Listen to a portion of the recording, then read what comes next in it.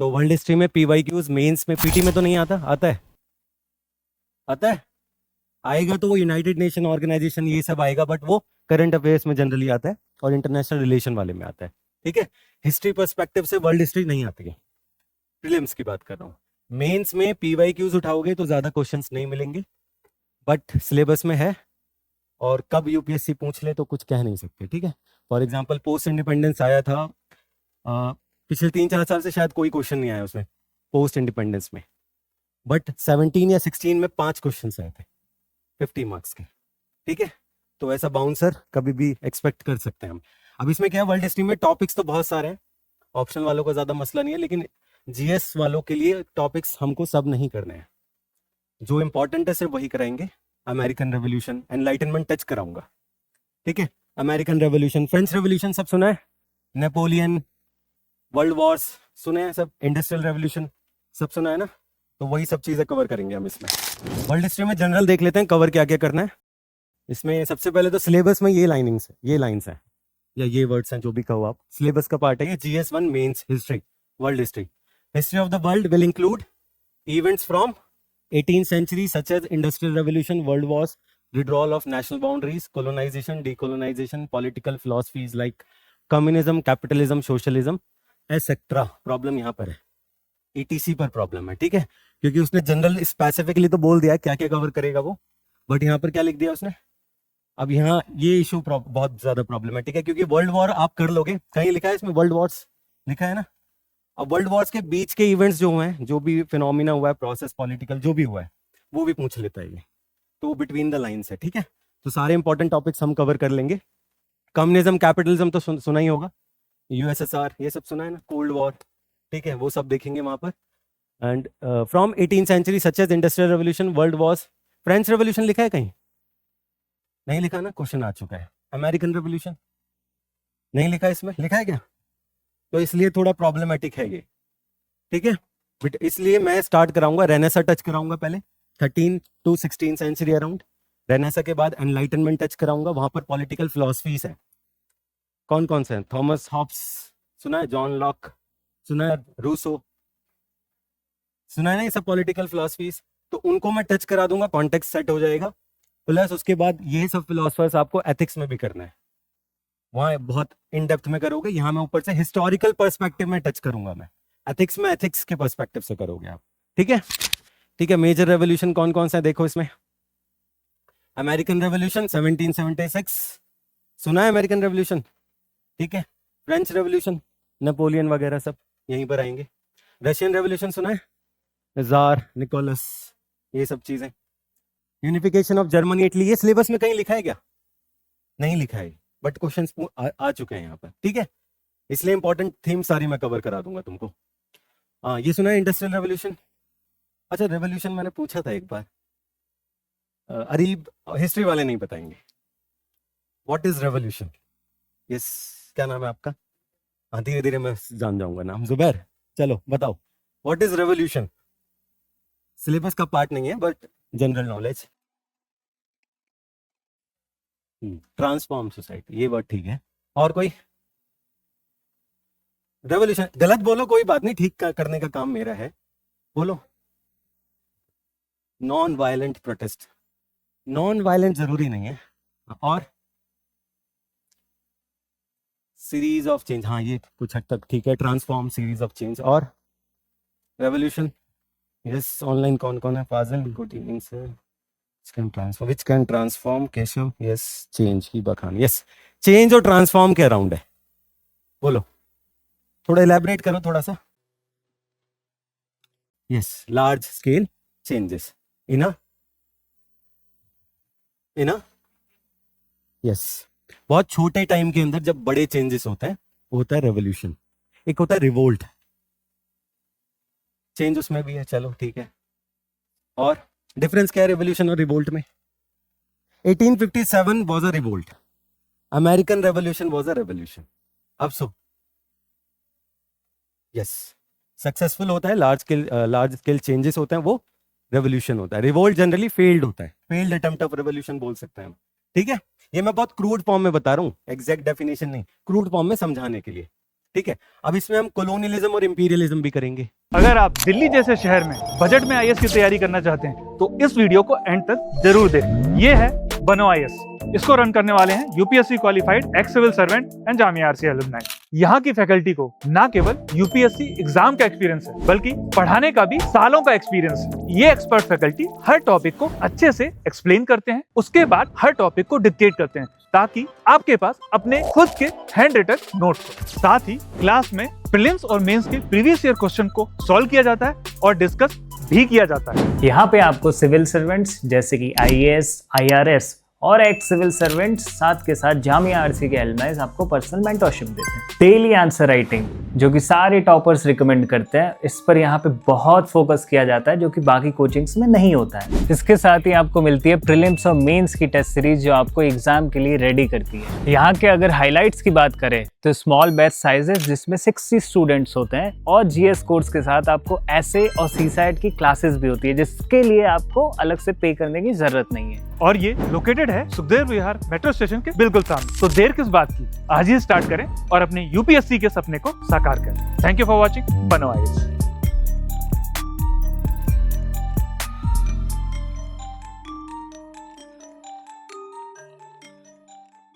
अब कॉलोनियलिज्म और imperialism optional वाले छोड़कर बाकी बताओ। मैं बता चुका हूं क्लास में, प्राची भी नहीं बताएगी, गौहर भी नहीं बताएगा। यस, एक कॉलोनियलिज्म सुना है ना word, British colonialism, Mughal imperialism सुना है ना, क्या डिफरेंस है दोनों में? कॉलोनियलिज्म में भी है ये, नहीं मोनार्की दोनों साइड हो सकता है। मुगल भी मोनार्की था, यूरोपियन एम्पायर जो इंडिया में बना वो भी मोनार्की था। ठीक है, एक बेसिक, बहुत बेसिक है उसमें। यस, क्या कश्यप, समझ आ गया? इसलिए मैंने एग्जांपल भी दिया साथ में आपको, मुगल और European, British colonialism in India, Mughal imperialism in India. समझ आया क्या बोला उन्होंने? एक दूसरे की भी सुनना है थोड़ा, ठीक से। तो मुगल इंपीरियलिज्म में क्या होता है, एक बाहर की कंट्री या बाहर के लोग आएंगे, फोर्स आएगी, वो एक्सपेंशन करेगी, एम्पायर बनाएगी अपना, और यहीं पर स्टैब्लिश होकर यहीं पर खत्म, जो भी करना है यहीं करेगी। अच्छा करे बुरा करे उस डजेंट मैटर। मुगल्स इंडिया आए, वापस गए क्या? नहीं गए ना, यहीं पर आए, यहीं बसे, यहीं खत्म हो गए। ठीक है, एक सेकंड, ऑनलाइन भी कुछ है। ये changes the current social order norms presidents, हाँ ये ठीक है अभी, बट ये रेवोल्यूशन के कंटेक्स्ट में बोल रहे हैं ना आप। समझ आ गया ना? इंपीरियलिज्म सिंपल याद रखो, मुगल। ब्रिटिश कॉलोनियलिज्म, कॉलोनियलिस्ट क्या होता है, वो भी इंपीरियलिस्टिक होते हैं, पहले एक्सपैंड करेंगे एम्पायर। इंडिया है फॉर एग्जांपल, ब्रिटिशर्स इंडिया आए, इंडिया में आए, यहाँ पर यहाँ के रिसोर्सेज को यूज किया मुगलों ने भी, उन्होंने भी, दोनों ने यूज किया। बट एक बेसिक डिफरेंस क्या है, रिसोर्सेज को वो यहां से लेकर किधर गए, अपने मदर कंट्री में। इसी को बोलता है drain of wealth. Modern Indian history जिनका हो गया उनको याद होगा, बाकियों का हो जाएगा। समझ आ रहा है? चलो आगे बढ़ते हैं इसमें। तो industrial revolution again large scale changes, अब फिर डिबेट है कि कितने लेवल पे चेंज हुआ नहीं हुआ, वो आप लोग को नहीं करना है, ऑप्शनल वालों का काम है वो। इंडस्ट्रियल रेवोल्यूशन में हुआ क्या क्या था, कोई बेसिक क्या क्या हुआ है? अभी जैसे हम पढ़ रहे होंगे, फोर्थ इंडस्ट्रियल रेवोल्यूशन चल रहा है, पहले थर्ड था, सेकंड था, ये फर्स्ट है जो हम पढ़ेंगे। क्या क्या हुआ था इसमें? सेटअप ऑफ इंडस्ट्रीज, ठीक है, डिस्कवरी, कुछ कुछ कंडीशन ऑफ, हाँ वो इसका रिस्पॉन्स था, कॉन्सिक्वेंस था। मशीन्स पे शिफ्ट हुआ है। जो अभी तक काम इंडस्ट्रीज जो भी थी, फैक्ट्रीज जो थी, वो कॉटेज इंडस्ट्रीज थी जनरली, वहां हाथों से काम किया जाता था। यहाँ फर्स्ट टाइम इंडस्ट्रियल रेवोल्यूशन, किस चीज में चेंज आएगा? फैक्ट्री सिस्टम आएगा इसमें, इंडस्ट्री स्टैब्लिश होंगी, मशीनरीज आएंगी, स्टीम इंजन सुना है ना, ये सब स्टीम इंजन वगैरह सब यहीं पर आएंगे। ठीक है, तो टेक्नोलॉजिकल इंटरवेंशन होगा बहुत बहुत लार्ज स्केल पर। ठीक है, इसमें देखेंगे हम किस किस ने क्या क्या किया इसमें, technological intervention, socio economic consequences क्या थे, कॉजेस क्या थे, क्वेश्चन आ चुके हैं ऑलरेडी। ठीक है, कि फर्स्ट टाइम ब्रिटेन में ही क्यों होता है इंडस्ट्रियल रेवोल्यूशन, तो उसके कॉजेस बताओ। फिर नेक्स्ट जो मेंस का क्वेश्चन बनता है इसमें वो बनेगा कॉन्सिक्वेंसेस क्या होता है इंडस्ट्रियल रेवोल्यूशन के। और कॉन्सिक्वेंसेस हम कैसे पढ़ते हैं हिस्ट्री में, प्राची? हिस्ट्री हम पढ़ते कैसे हैं, डायमेंशंस क्या क्या लेते हैं? पॉलिटिकल, सोशल, इकोनॉमिक, जो भी तुम्हारे सिलेबस है, जो भी तुम्हारा यूपीएससी का सिलेबस है वो ऐसे डिवाइडेड है ना, पॉलिटिकल, सोशल, इकोनॉमिक, ऐसे डिवाइडेड है ना, तो उसी फॉर्म में भी हम हिस्ट्री उसी फॉर्म में ही पढ़ेंगे हम। ठीक है, नेक्स्ट अगेन इसमें टेक्नोलॉजिकल ये बाद में देखेंगे जब करेंगे। वर्ल्ड वॉर्स, ये तो सब डॉक्यूमेंट्री वगैरह सब देखते होंगे। ठीक है, किसकी वजह से हुआ था? कौन है मेन विलन, कौन है? हिटलर। दोनों में कौन से वाले में हिटलर? सेकंड में हिटलर, ठीक है। अब वो कैसे कॉन्टिन्यूटी में है चीजें, first world war second world war से कैसे लिंक्ड है, वो सब अब ट्रीटी वगैरह देखेंगे बीच में क्या क्या हुआ था, ठीक है। रीशेपिंग द ग्लोबल लैंडस्केप, ठीक है। वर्ल्ड वॉर फर्स्ट कब हुआ, 1914 टू 1918, उसमें क्या क्या हुआ देखेंगे। World war second 1939 to 1945। अब यूपीएससी को पता है बच्चा वर्ल्ड वॉर 1 पढ़ेगा, वर्ल्ड वॉर 2 पढ़ेगा, बीच वाला छोड़ देगा, वो क्वेश्चन वहीं पूछ रहा है। पिछले 2-3 साल से जो भी क्वेश्चन आए बिटवीन द वर्ल्ड वॉर्स आए हैं, ग्रेट डिप्रेशन, ठीक है, या राइज ऑफ हिटलर, क्यों राइज हो रहा है, राइज ऑफ जर्मनी क्यों हो रहा है, ठीक है, या फिर वर्ल्ड वॉर 1 के जो कॉन्सिक्वेंसेस थे वो वर्ल्ड वॉर 2 के कॉजेस कैसे बन गए। एक वॉर हो रहा है कंट्रीज के बीच में, तो नेक्स्ट टाइम हो सकता है ना पुराने वाले ही कॉन्सिक्वेंस उसके कॉज बने, लिंक्ड हो एक दूसरे से, तो यहाँ क्वेश्चन पूछ रहा है, ठीक है, डायरेक्टली नहीं पूछ रहा है। ग्लोबल ट्रांसफॉर्मेशन क्या क्या होगा देखेंगे, कि ब्रिटेन इतना बड़ा एम्पायर होकर एकदम सप्रेस कैसे हो गया, और अमेरिका का राइज कैसे हो गया, ठीक है, सुपर पावर वाली बातें। कोलोनियलिज्म डीकोलोनाइजेशन, कोलोनियलिज्म तो समझ आ गया, डीकोलोनाइजेशन मतलब कोलोनियलिज्म को एंड करना, आज खत्म हो गया, नहीं हुआ है, फॉर्मली एक तरीके से हो गया है, बट उसके एलिमेंट्स हैं, ठीक है, वो देखेंगे। क्रोनी कैपिटलिज्म वर्ड सब सुनोगे आप लोग, क्रोनी कैपिटलिज्म कोई बताएगा। एक कोलोनियलिज्म तो समझ आ गया, क्रोनी कैपिटलिज्म गौर, ठीक है, यस। पहले क्या था, वो आएंगे आपके ऊपर अपना एम्पायर स्टैब्लिश करेंगे, पॉलिटिकल अथॉरिटी स्टैब्लिश करेंगे, यहां पर चलती है डिप्लोमेसी, सिंपल, दूसरी गवर्नमेंट को इन्फ्लुएंस करना और उसके रिसोर्सेज को एक्सप्लॉइट करना through government, through government. West Asia में यही है मेन इशू, अफ्रीका में मेन इशू यही है, क्रोनी कैपिटलिज्म। क्रोनी कैपिटलिज्म भी बोलते हैं और एक न्यू कोलोनियलिज्म भी बोलते हैं, ठीक है। तो new colonialism, new type of colonialism, ठीक है, समझ आ रहा है ना, फोर्स को यूज नहीं करेंगे, डिप्लोमेसी यूज करेंगे वो, ठीक है। न्यू कोलोनियलिज्म बोलते हैं इसको। क्रोनी कैपिटलिज्म वो बिजनेस वाला है, वो स्पेसिफिकली बिजनेस वाला है, ठीक है। और dawn of new nations, European imperialism, again वही चीज है ये, इकोनॉमिक एक्सप्लॉयटेशन सब देखेंगे। इंडिपेंडेंस मूवमेंट, यहाँ क्वेश्चंस आते हैं, इंडिया की इंडिपेंडेंस मूवमेंट तो हम मॉडर्न इंडियन हिस्ट्री में करेंगे, ठीक है। एक वियतनाम यहाँ पर हम लेंगे क्योंकि वियतनाम से क्वेश्चन बनते हैं, बाकी छोटे छोटे नेशंस हैं वो टच करूंगा मैं, ठीक है। और मैं थोड़ा फास्ट लिख पाऊंगा, ज्यादा लिख पाऊंगा, तो कोशिश करना अपने एक्सरसाइज जो भी करनी है हाथों की कर लेना। चलो, पॉलिटिकल फिलॉसफीज, अगेन वही कम्युनिज्म सोशलिज्म, समझ आ रहा है, ये कराऊंगा अलग से मैं।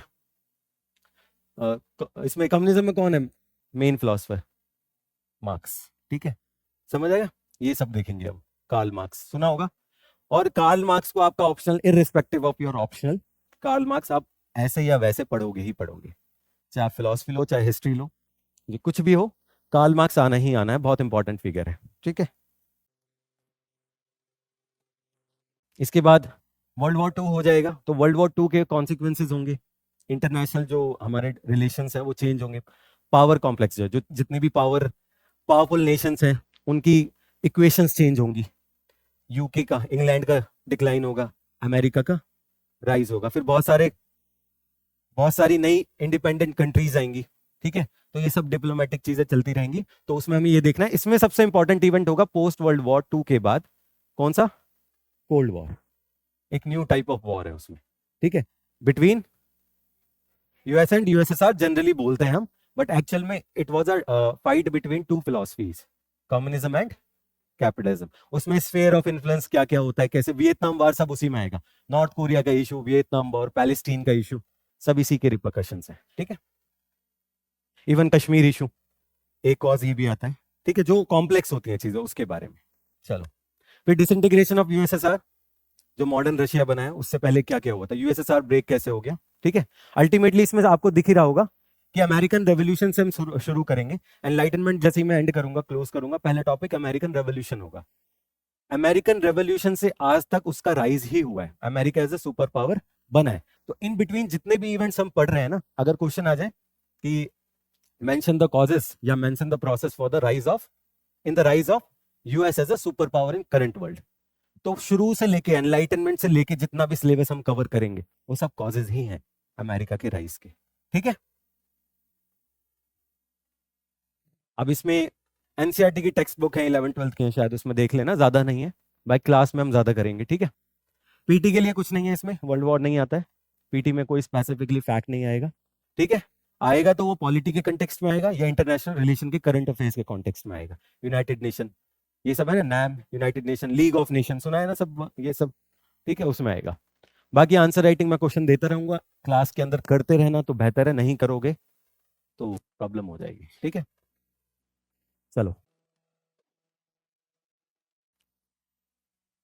एक रेनेसा में कराऊंगा, पहले टॉपिक का नाम है रेनेसा, लिख देता हूं मैं, ज्यादा नहीं करना है, टच करूंगा बस, इंपॉर्टेंट नहीं है।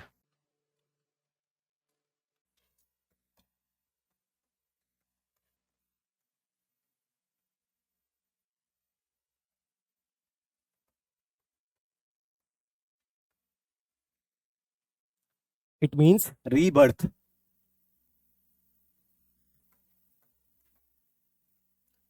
Thirteen to 16 century time period हर जगह अलग अलग होगा।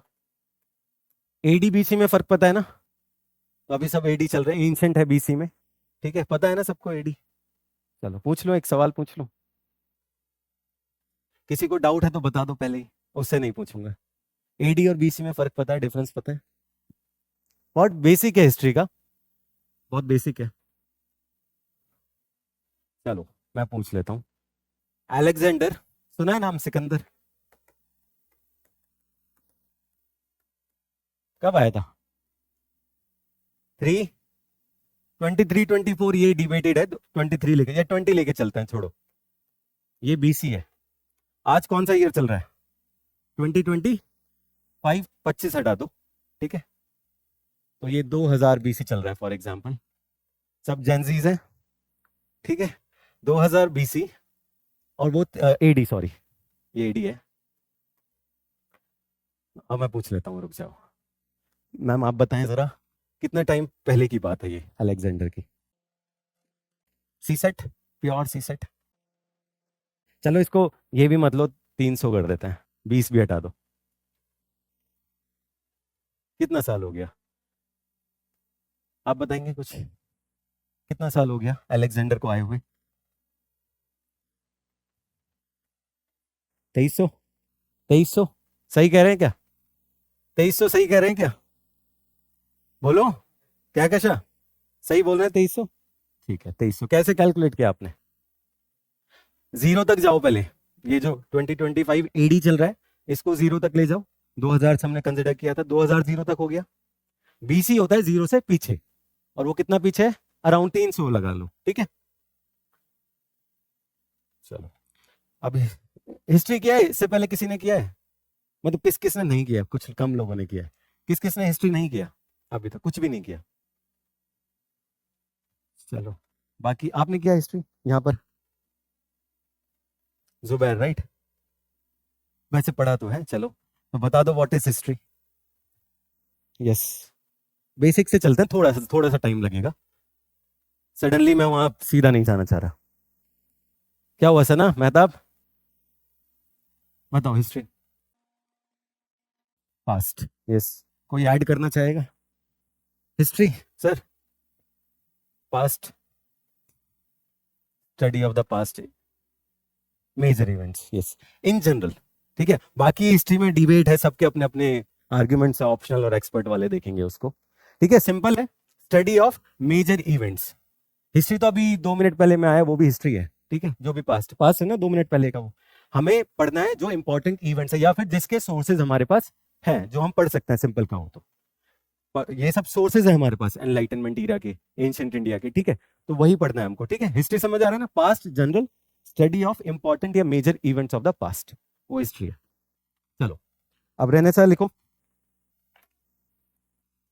रेनेसा में देखो, इस पीरियड में यूरोप में कुछ चेंजेस आएंगे। यूरोप में रेनेसा पीरियड में 13-16 सेंचुरी, जनरली बता रहा हूं मैं, एग्जैक्ट नहीं, वैसे यही आ रहा हूं, इसमें चेंजेस आएंगे, क्योंकि इससे पहले जो यूरोप है ना, उसको कंसिडर करते हैं वो मिडीवल यूरोप था। कौन सा? एक एंशिएंट था, एक मिडीवल था। तो मिडीवल यूरोप में बहुत सारी सुपरस्टिशियस चीजें चल रही थी पहले से ही, जो हर कंट्री में चलती है, ठीक है। तो रेनेसा में चेंजेस आता है, मतलब फिलॉसफी चेंज होती है, माइंडसेट चेंज होता है। हम बोलते हैं ना, ये Buddha got enlightenment, we got enlightenment, ऐसे होता है ना। तो वही सब चीजें यहाँ पर फिलोसफिकल चीजें इमर्ज होकर आएंगी, चाहे वो पॉलिटिकल लाइफ हो, चाहे वो सोशल, इकोनॉमिक, टेक्नोलॉजिकल लाइफ हो, या आर्टिस्टिक चीजें। मैकियावेली का नाम सुना है, द प्रिंस, जिसने बुक लिखी है, ठीक है, वो everything is fair in love and war type जो उसकी फिलॉसफी है। ये सारे फिलोसफर्स इसी हीरा में आएंगे। साइंटिफिक जो चीजें डिस्कवर होंगी, गैलीलियो, कैपलर वगैरह, रेने डेकार्टे, ठीक है, ये सब इसी हीरा में आएंगे। सिंपल चीजें हैं। पहले क्या बोला जाता था कि जितनी भी नेचुरल फोर्सेस हैं, हवा चल रही है, चंदा मामा वगैरह वगैरह सब कुछ, ये सब डिवाइन या गॉडली एट्रीब्यूट्स हैं। यही है ना, एंशिएंट इंडिया में पढ़ा था ना हमने, यही पढ़ा था ना, पॉलीथीस्टिक रिलीजन एंशिएंट इंडिया में बताया था मैंने। पॉलीथीज्म मतलब नंबर ऑफ गॉड्स, कि वो हमने नेचर को नाम दे दिया गॉड का। Indira, Indira the God of thunder, rain, यही था ना। तो यहां पर क्या होगा, ये डिस्कवरीज जब होंगी तो ये पता चलेगा ये नेचुरल फोर्सेस के कुछ कॉजेज होते हैं। सीधा सीधा बोलूं, the concept of God was questioned, God है या नहीं, वो चीज क्वेश्चन में आने लगी। ठीक है, समझ आ रहा है? तो वही चीजें यहां से स्टार्ट होंगी रेनेसा में। उसका मीनिंग क्या है? रीबर्थ।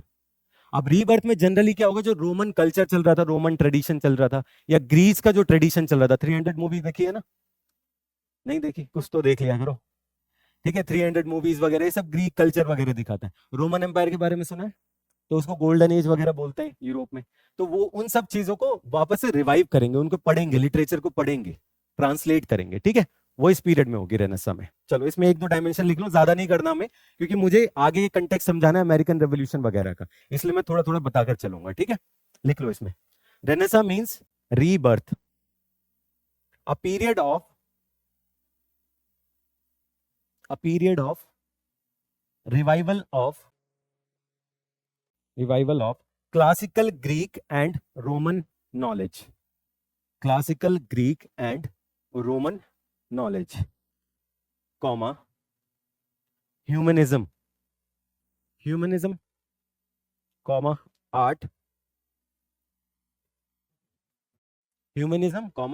and rationality। बोलते हैं ना रीजन बेस्ड अप्रोच, रैशनल, वही सब चीजें, लॉजिक।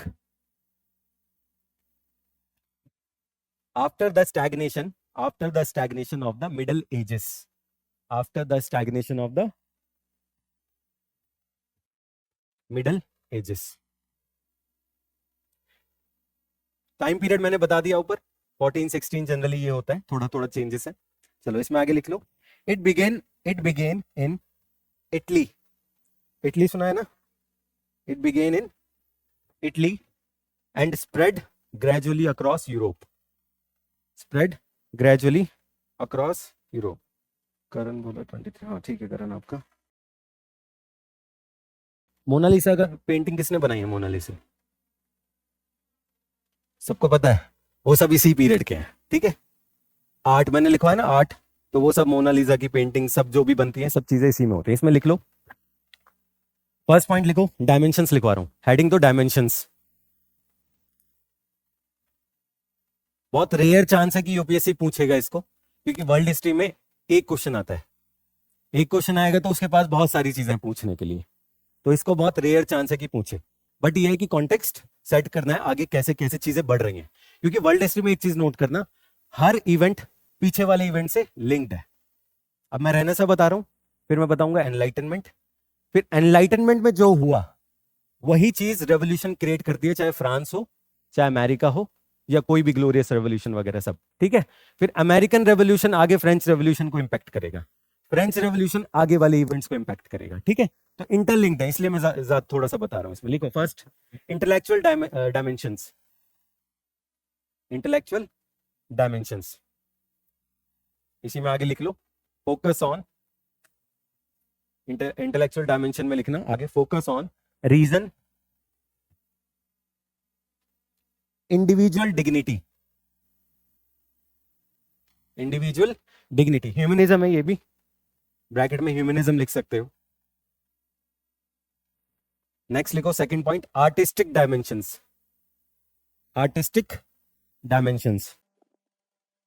इसमें लिखो art moved from religious themes to human centred subjects, art moved from religious themes to human centred subjects. Medieval age में क्या था? रिलीजन डोमिनेट कर रहा था, थियोक्रेसी डोमिनेट कर रही थी। थियोक्रेसी समझ आता है क्या होता है? थियोलॉजी, रिलीजन, और जो पॉलिटिक्स में रिलीजन का इन्फ्लुएंस हो उसको बोलते हैं थियोक्रेसी। ठीक है, जनरली एक जनरल आइडिया दे रहा हूं आपको। ठीक है, तो आप देखोगे क्रूसेड सुना है आपने?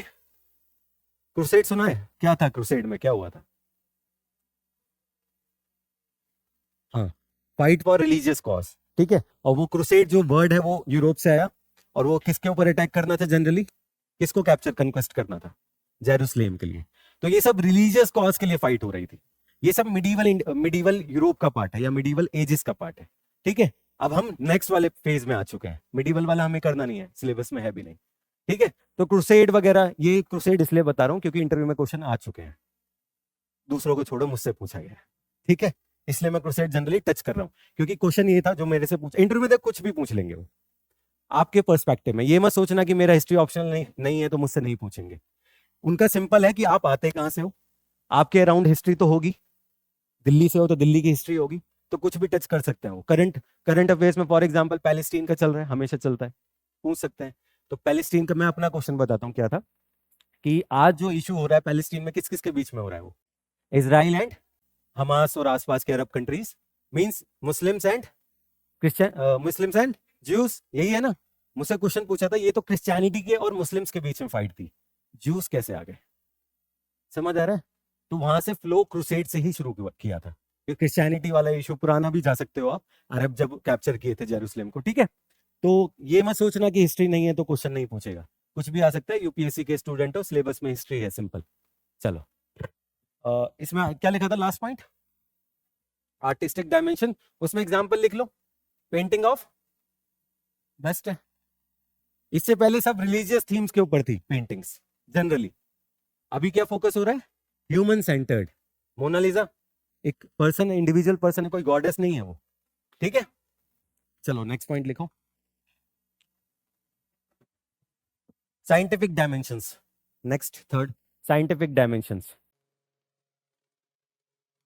इसमें लिखो growth of astronomy, physics, anatomy, सब कुछ लिख सकते हो जो लिखना है। ग्रोथ ऑफ फिजिक्स, एस्ट्रोनॉमी बहुत है। इसमें लिखो in this period the church view, church होता है ना, church view was questioned,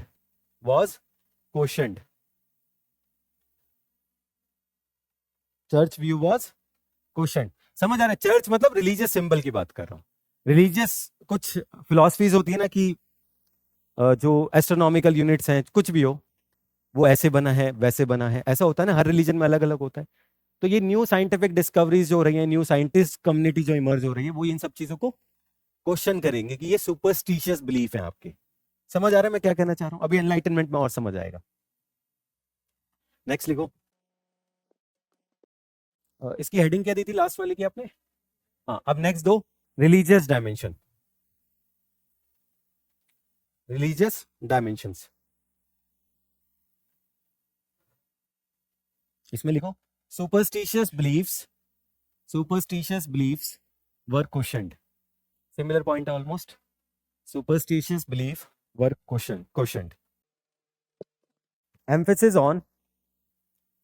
emphasis on individual faith and morality, emphasis on individual faith and morality। कुछ भक्ति सूफी साउंड कर रहा है ना, ये भक्ति सूफिज्म टाइप साउंड कर रहा है ना? ठीक है, चलो। प्रॉब्लम ये है, वो लोग पेटेंट करवा लेते हैं, हम लोग नहीं करवाते। ठीक है, उन सब चीजें, ये एनलाइटनमेंट, बुद्धिज्म वगैरह क्या था, ये यही सब चीजें तो एनलाइटनमेंट ही तो है। ठीक है, चलो, इसमें नेक्स्ट पॉइंट लिखो, protest emerged for reforms in church, protest emerged for reforms in church. 30 years war सुना है? क्या था? नहीं, क्रूसेड वाला नहीं है। अरे उसमें बहुत सारे नेशंस है, नंबर ऑफ नेशंस है।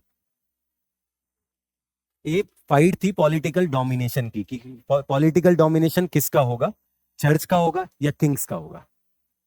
हाँ, उसके बाद ही आती है वो ट्रीटी। Yes, exactly. ठीक है, समझ आ रहा है? तो किसका डोमिनेशन होगा पॉलिटिक्स में, चर्च का चर्च मतलब रिलीजियस सिंबल बता रहा हूं मैं। चर्च, यूरोपियन जो है वो चर्च ही कोट करते हैं। तो चर्च का डोमिनेशन होगा पॉलिटिक्स में या एक इंडिविजुअल मोनार्कर होगा। समझ आ रहा है? ठीक है। इसका मतलब ये है कि इंडिविजुअल मोनार्की में पहले तो ये होगा किंग रूल करेगा या रिलीजन रूल करेगा, पहले तो ये हो गया। इसमें डिसाइड हो जाएगा डोमिनेशन किंग का होगा, नॉट चर्च। इसका मतलब चर्च का डिक्लाइन होगा और किंग्स का, मोनार्की का राइज होगा। अब इसी में एक बैकग्राउंड सेट होगा एनलाइटनमेंट एज का, क्योंकि अब किंग राइज हो गया, चर्च का कंट्रोल कम हो गया। तो जब भी रिलीजियस डोमिनेशन कम होता है तो उसी में हेटेरोडॉक्स सेक्ट्स इमर्ज होते हैं। होता है, बुद्धिज्म जैनिज्म यही था। जब ब्राह्मणिकल ट्रेडिशन का डिक्लाइन हुआ तो बुद्धिज्म जैनिज्म इमर्ज हुए। यही होगा यहां पर। जितने चर्च डिक्लाइन हुआ मतलब चर्च का कंट्रोल कम हो गया, तो सेक्युलर नॉलेज इमर्ज होगी, अब सेक्युलर फील्ड्स इमर्ज होंगी। ठीक है, वो एनलाइटनमेंट में देखेंगे। आगे चलो, इसमें लिखो political and economic dimensions. Political dimensions बस बहुत है, पॉलिटिकल डायमेंशंस। इसमें एक एग्जांपल लिख लो बस, मैकियावेलीज। मैकियावेली सुना है ना?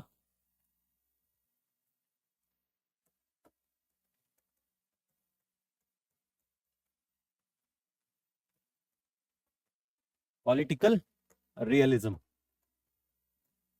ब्रैकेट में लिखना है। बुक का नाम क्या था? और भी हैं बट ये फेमस है,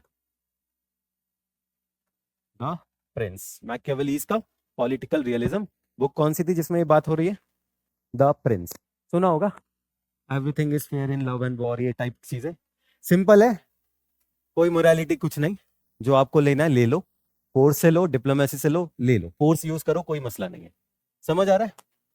डियोंटोलॉजी, टेलियोलॉजी, ये सब पढ़ लिया होगा एथिक्स में कुछ कुछ। डियोंटोलॉजी क्या होती है? ड्यूटी, डियोंटोलॉजी ड्यूटी बेस्ड एथिक्स, यही है ना। और दूसरा वाला क्या है? वो क्या बोलते हैं?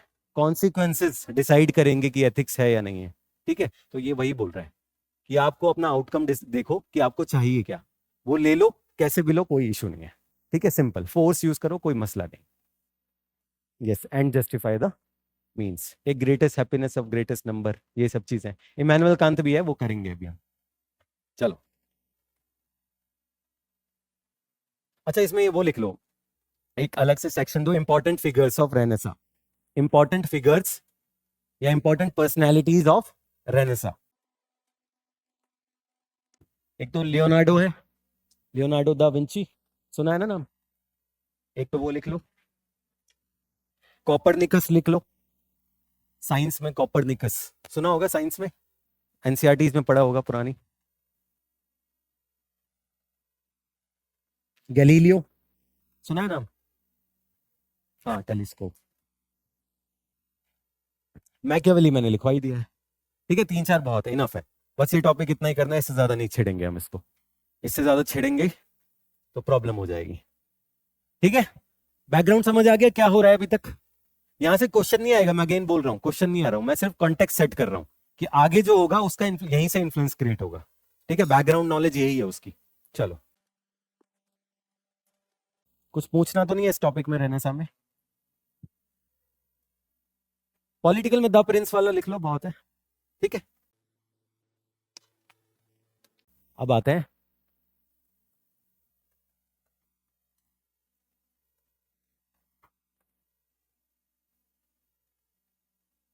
एनलाइटनमेंट। इसमें टाइम पीरियड सब अलग अलग बोलते हैं, तो ज्यादा टेंशन मत लेना आप लोग। ठीक है, कोई 15 से शुरू करता है, 16 से कर रहा है, ना पीटी में आएगा ना मेंस में लिखना है आपको। ठीक है, बस एक आइडिया दे रहा हूं कब की बात चल रही है। इंडिया में 16th सेंचुरी में क्या हो रहा था? मुगल्स, पानीपत का वॉर, अकबर, यही सब चीजें चल रही है ना। चलो थोड़ा कंपैरिजन भी देखते रहना इंडिया में क्या हो रहा है। रिलीजन को क्वेश्चन करने लगे ये लोग, हमने रेनेसा में देख लिया ना रेनेसा में। अब ये मोनार्की को भी क्वेश्चन करेंगे, क्योंकि मोनार्की क्या बोलता है। अभी तक हमने क्या देखा था एंशिएंट में, मिडीवल में, कि जिल्ले लाही, सुना है ना ये वर्ड? सुना है ना, जिल्ले लाही। और भी है देवपुत्र शाहे शाहू शानी। इसमें क्या दिख रहा है कि मोनार्की के साथ रिलीजियस एंगल जोड़ा हुआ है, divine authority of the king, यही है ना। अब एनलाइटनमेंट में क्या होगा, थॉमस हॉब्स, जॉन लॉक, सुना है ना नाम सबने, PSIR वाले तो बहुत सारे होंगे, वो तो पढ़ेंगे स्पेसिफिकली। तो ये लोग क्या बोलेंगे, ये जो डिविनिटी का जो कॉन्सेप्ट है ये रॉन्ग है। ऐसा कुछ नहीं है कि किंग ने इसी को बनाया, किंग ने आसिफ को ही बनाया, मुगल एम्पायर के किंग, ऐसा कुछ नहीं है, ठीक है। क्योंकि ये लोग क्या करते थे, ये रिलीजन को एसोसिएट करके अपनी अथॉरिटी स्टैब्लिश करते थे ताकि लोकल्स रिवोल्ट ना करें। या फिर ये कह सकते हो कि जो रिलीजियस क्लास है, उलेमास हो या पंडित्स हो, उनको अपना डोमिनेंस रखना था, स्टेटस को मेंटेन करना था। अल्टीमेटली हर चीज का मेन मुद्दा क्या है, स्टेटस को मेंटेन करना पावर के लिए, चाहे वो इकोनॉमिक पावर हो, चाहे पॉलिटिकल पावर या सोशल हो, कुछ भी, ठीक है। स्टेटस को, पावर को मेंटेन करना। तो ये जितनी भी फिलॉसफीज इमर्ज होती है ना, ये जनरली पावर के स्टेटस को के लिए है। समझ आ रहा है? चलो, एनलाइटनमेंट में कुछ फिलोसफर्स हैं, टच करेंगे उनको हम। ऐसे फोटोज देखोगे एनलाइटनमेंट में आप, डिस्कशंस चल रही हैं, ठीक है, ग्रुप डिस्कशन चल रही हैं, मेंस के क्वेश्चंस की, पीटी के क्वेश्चंस की, ठीक है, यूपीएससी देना है इनको। चलो, इसमें सैलून बोलते हैं इन सबको, ठीक है, coffee cafe day, CC day होती है, ऐसे ऐसे क्लब्स खुलेंगे, उसमें डिस्कशंस करेंगे फिलॉसफी। क्यों? क्योंकि चर्च का डिक्लाइन हो गया। अब कोई काउंटर नहीं करेगा अगर आप जनरल डिस्कशंस भी करोगे। पहले क्या होता था, आप अगर कुछ रिलीजियस एंगल में किसी चीज में क्वेश्चंस करोगे तो सप्रेस किया जाएगा आपको, ठीक है। अब ऐसा नहीं रहेगा, ओपनली करेंगे डिस्कशंस ये। इसी में कुछ फिलोसफर्स आएंगे, ये आपने एथिक्स में भी देखा होगा, सुना होगा, पॉलिटी में भी सुना होगा। मॉन्टेस्क्यू सुना है? सेपरेशन ऑफ पावर पढ़ा है? यस, सेपरेशन ऑफ पावर वाला ये बंदा है मॉन्टेस्क्यू। किधर है ये रहा। थॉमस हॉब्स सुना है? क्या बात बोला था इसने? लवाइथन या लेविएथन, जो भी पढ़ो आप, LEVIATHAN। डिविनिटी का जो क्वेश्चन मार्क लगाया था, इसने लगाया था first time. English civil war होता है 1648 आई थिंक, 1648 में, उसमें उनके किंग को मार दिया जाता है, ठीक है।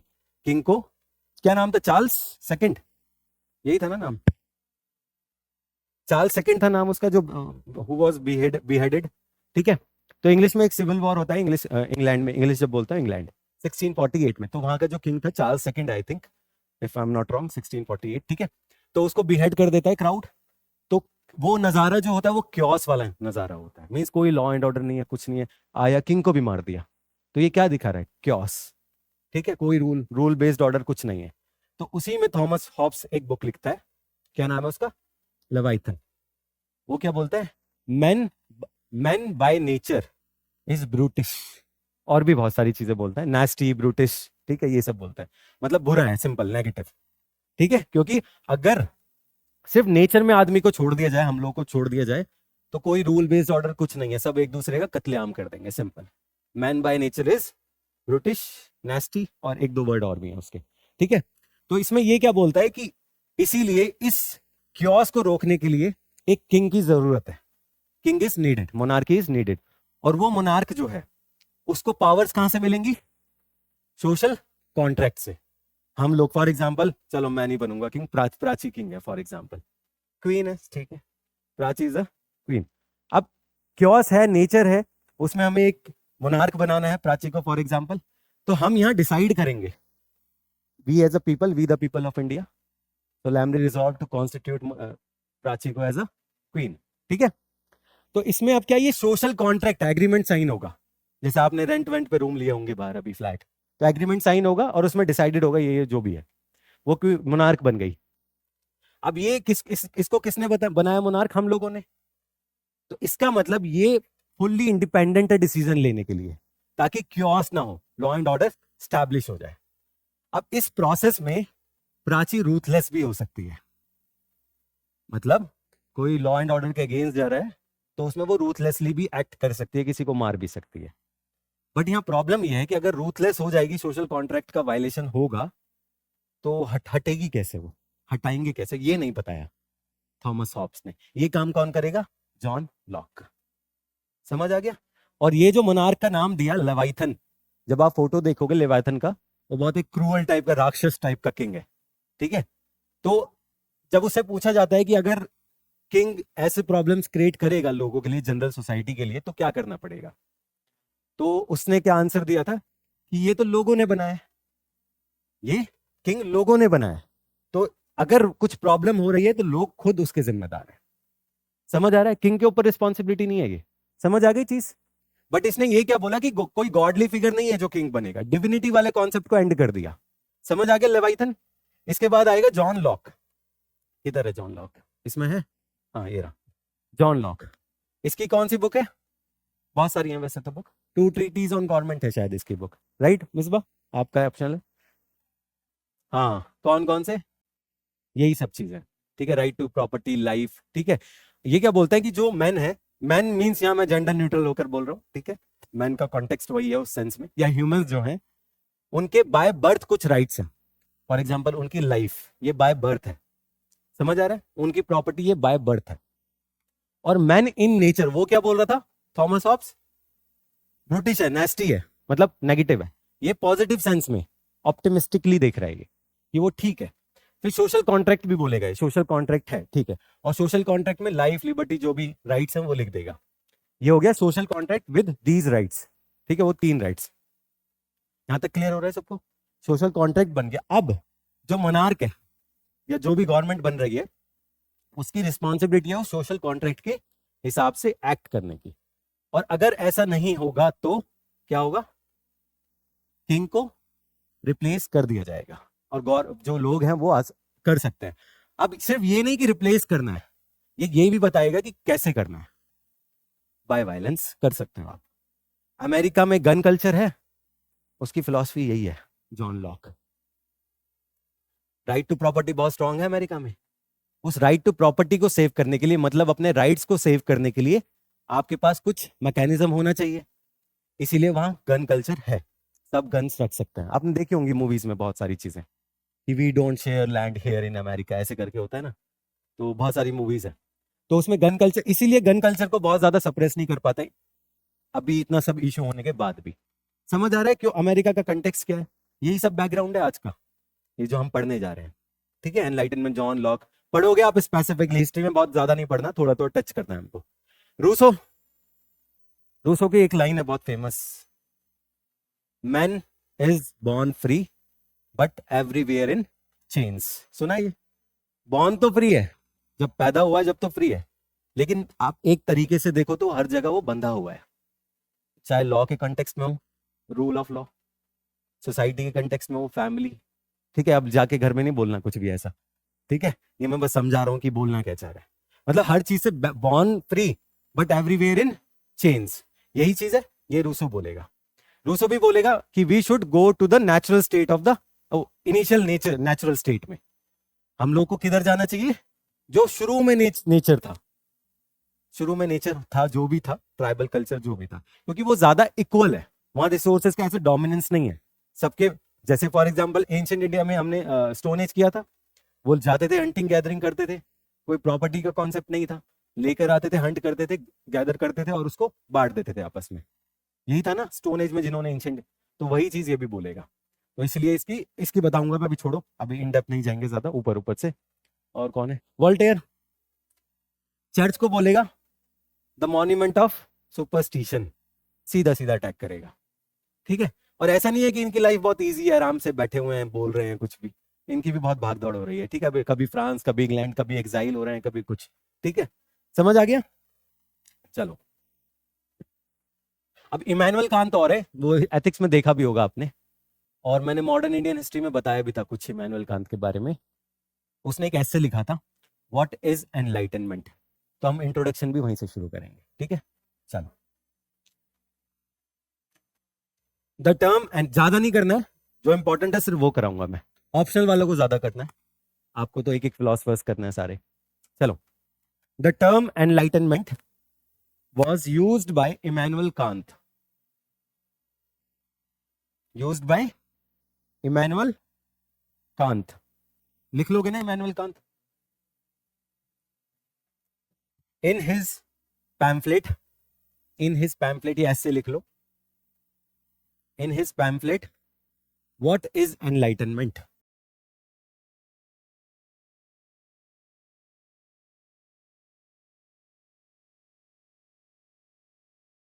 व्हाट इज एनलाइटनमेंट, ये किसने लिखा है? इमैनुअल कांत ने।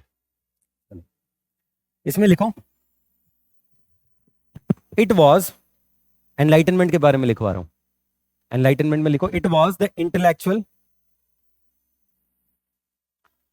Philosophical, cultural, please use dark colors. Wait second.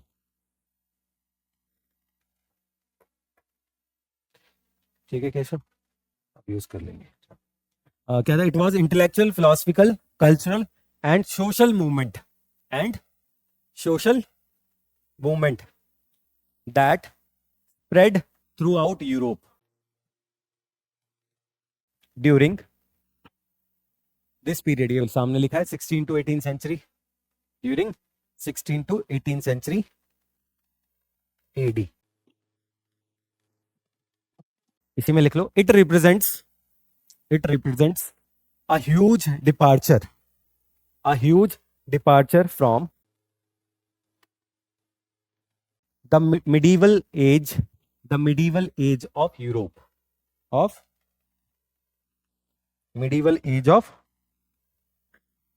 Europe,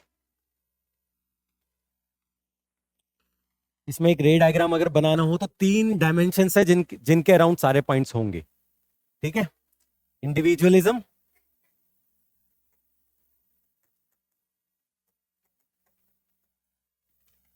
relativism, ये लिख लो, रे डायग्राम बनाना है। Individualism, relativism, rationalism.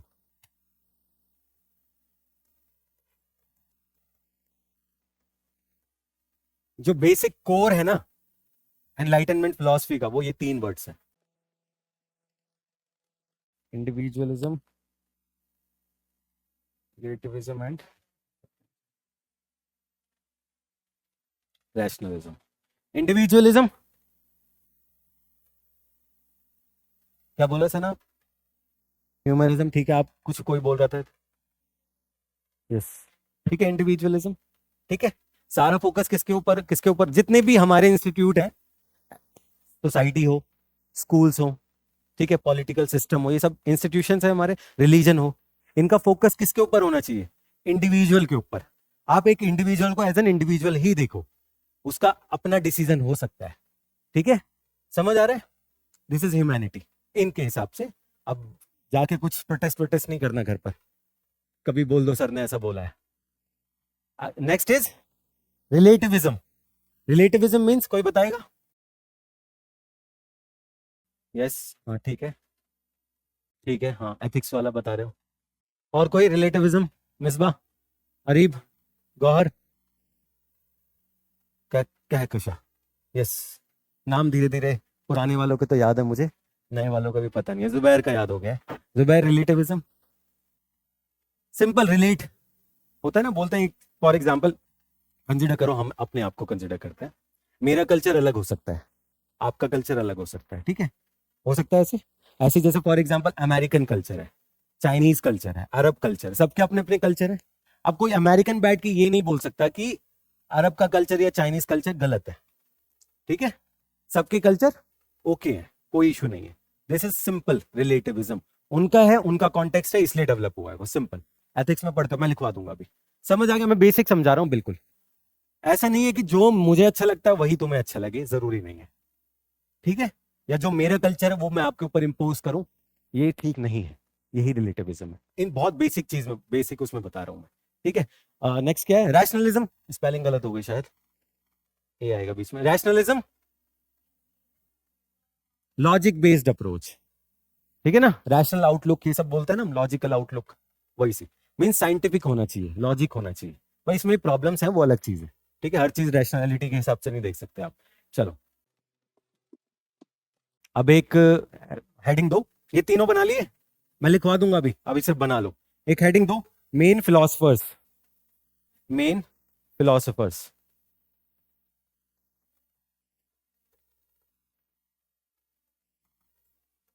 ये थोड़ा फिलोसफिकल डायमेंशंस है, थोड़ा समझने में इश्यू हो सकता है, पूछ लेना नहीं समझ आए तो।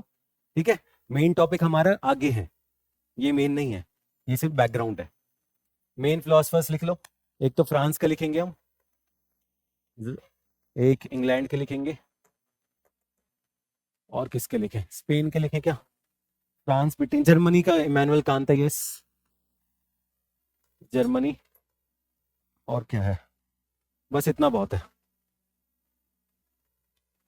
स्कॉटलैंड का भी लिख सकते हैं, एडम स्मिथ है। कोई कंफर्म करना, एडम स्मिथ स्कॉटलैंड से था ना, एक बार देखना कोई। एडम स्मिथ सुना है ना, हाँ वो स्कॉटलैंड से ही था ना, गलत ना हो जाए। इंग्लैंड, स्कॉटलैंड ही है ना, चलो। फ्रांस में लिखो मॉन्टेस्की, मॉन्टेस्की सेपरेशन ऑफ पावर वाला याद है, मॉन्टेस्की पॉलिटी में पढ़ लिया होगा या पढ़ोगे आप, मॉन्टेस्की।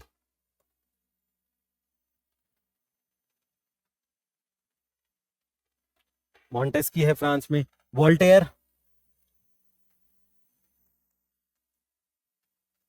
Voltaire. Rousseau,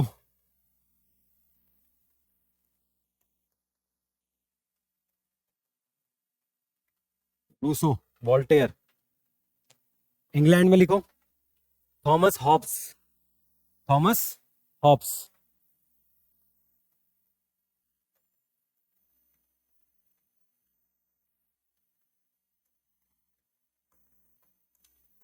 John Locke. Germany में Immanuel Kant, Immanuel Kant. Scotland में एडम स्मिथ।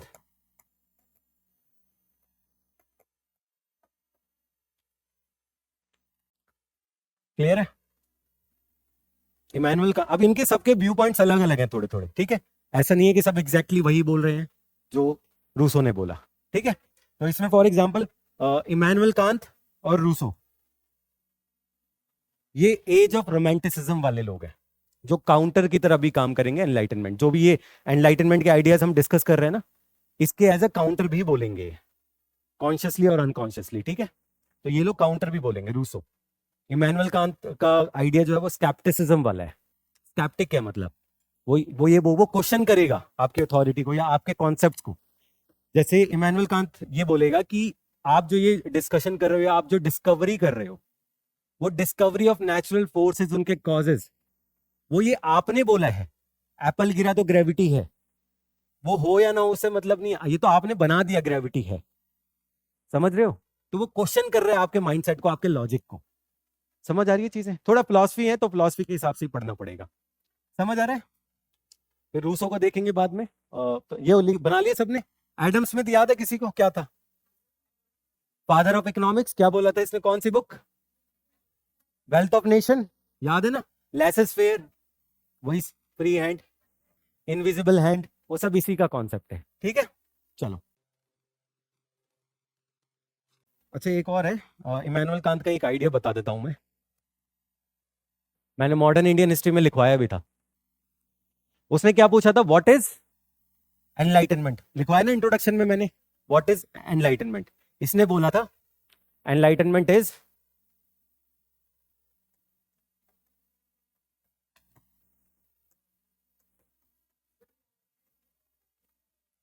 क्या, हाँ इसमें बहुत सारी चीजें दी हैं, एक नहीं। ये सिर्फ हम हिस्टोरिकल कॉन्टेक्स्ट में जो इंपॉर्टेंट है वो, बाकी एथिक्स में तो पूरा पढ़ोगे आप इसको। समझ आ रहा है। मैं सिर्फ टच कराऊंगा क्योंकि यहां से क्वेश्चन नहीं आएगा, मुझे सिर्फ टच कराना है, ठीक है। इसने क्या बोला, man coming out of self incurred tutelage, ये वर्ड है इसके फेमस।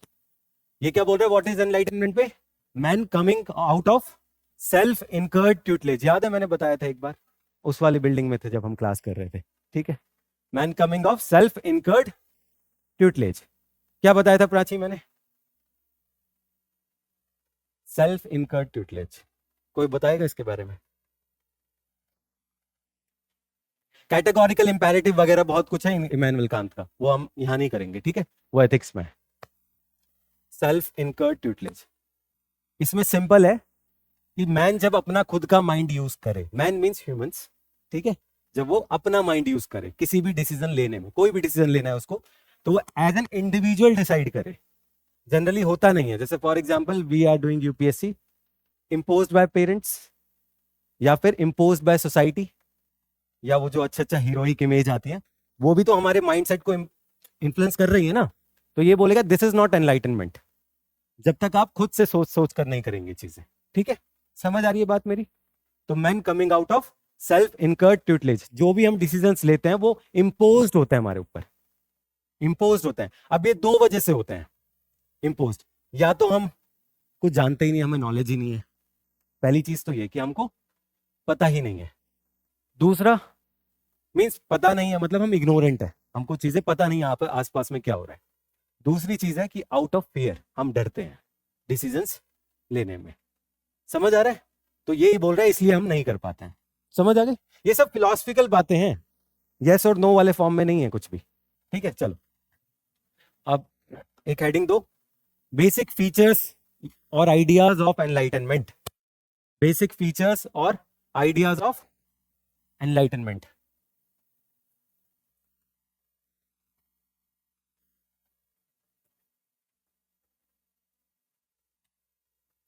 ऑनलाइन वाले बता देना कोई इश्यू हो तो। मैरून आई है क्या? मैरून नहीं आई ऑनलाइन। फर्स्ट इंडिविजुअलिज्म तो हो गया, इंडिविजुअलिज्म। फर्स्ट पॉइंट इंडिविजुअलिज्म, लिखो उसमें emphasize that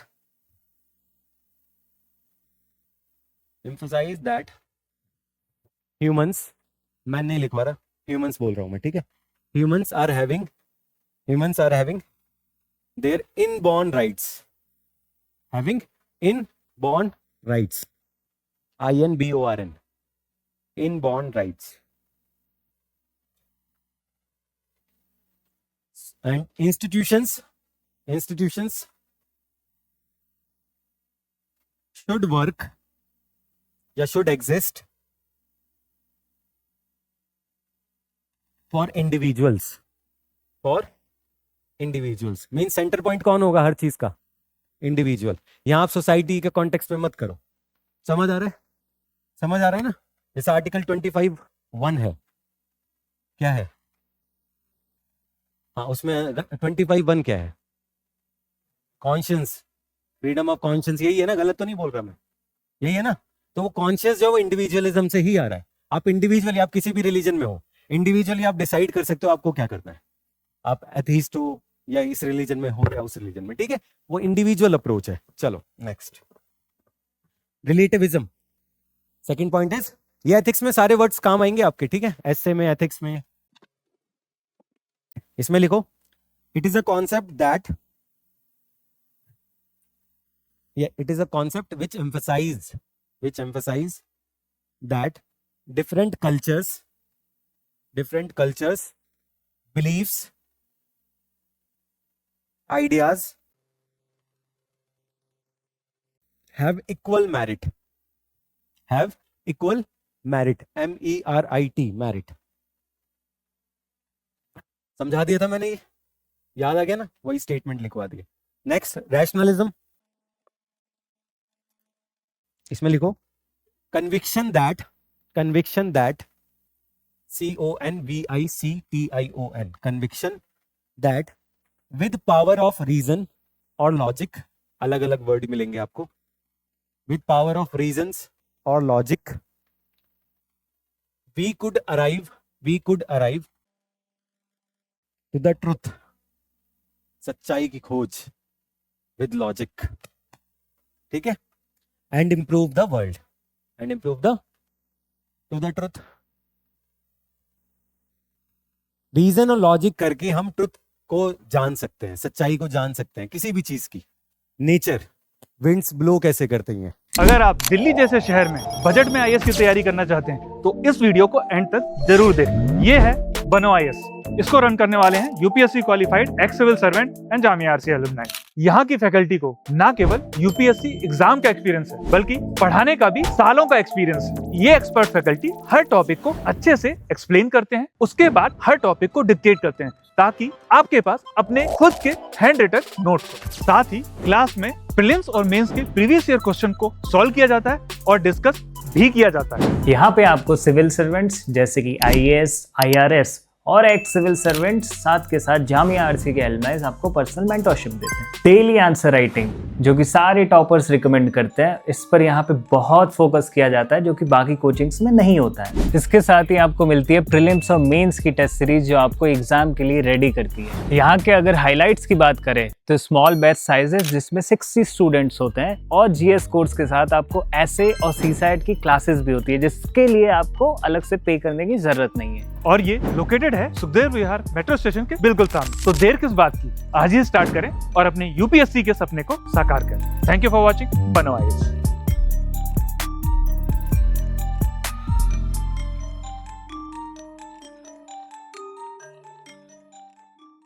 या ओशनिक वाटर का मूवमेंट कोरियोलिस फोर्स की वजह से होता है। ये सब नेचुरल फोर्सेस है। विंड्स का मूवमेंट प्रेशर ग्रेडियंट इन सब चीजों से होता है। टेम्परेचर ग्रेडियंट इन सब चीजों से होता है। ये सब नेचुरल फोर्सेस है। सन आता है फिर नीचे चला जाता है वापस, यही होता है राइज एंड सेट्स। तो ये सब नेचुरल चीजें हैं। अगर इन नेचुरल चीजों को आप लॉजिकली देखोगे तो आप इनके पीछे के कॉजेस पहचान लोगे और उसको यूज करके फिर प्रोग्रेस करोगे। सिंपल यही तो करती है साइंटिफिक कम्युनिटी। क्या करती है कि नेचुरल कॉजेस को जानो और अपने वर्ल्ड को प्रोग्रेस कराओ। यही है ना बेसिक।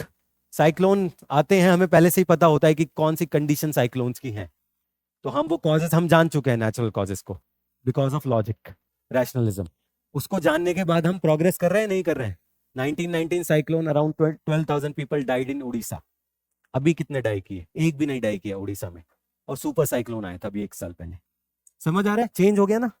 तो ऐसे ही आप नेचुरल कॉजेस को जितना ज्यादा जानोगे उतना ज्यादा बेहतर होगा। बिग बैंग थ्योरी, यूनिवर्स बना कैसे, बिग बैंग थ्योरी। चलो प्रॉब्लम्स है, यहाँ भी प्रॉब्लम्स है अभी, लेकिन अभी प्रॉब्लम्स हमको लिखना नहीं है, हम पॉजिटिव लिखेंगे सारा। चलो next, supremacy of nature. Supremacy of nature, हाँ नेक्स्ट पॉइंट जो भी है, सुप्रीमेसी ऑफ नेचर। इसमें लिखो universe is created by nature and also governs it. Universe is created by nature, आगे दूसरा लिखो, and nature also governs it. Nature also governs it. अपने वर्ड्स में लिख सकते हो, कोई दिक्कत नहीं है। समझ आ गया? That means जो नहीं लिखना नहीं है, सुन लो, ये लिखना नहीं है। ये अगर नेचर ही सब कुछ बना रहा है, सब कुछ तबाह कर रहा है, गवर्न कर रहा है, तो ये कॉन्सेप्ट ऑफ गॉड को क्वेश्चन नहीं कर रहा है। कर रहा है नहीं कर रहा है।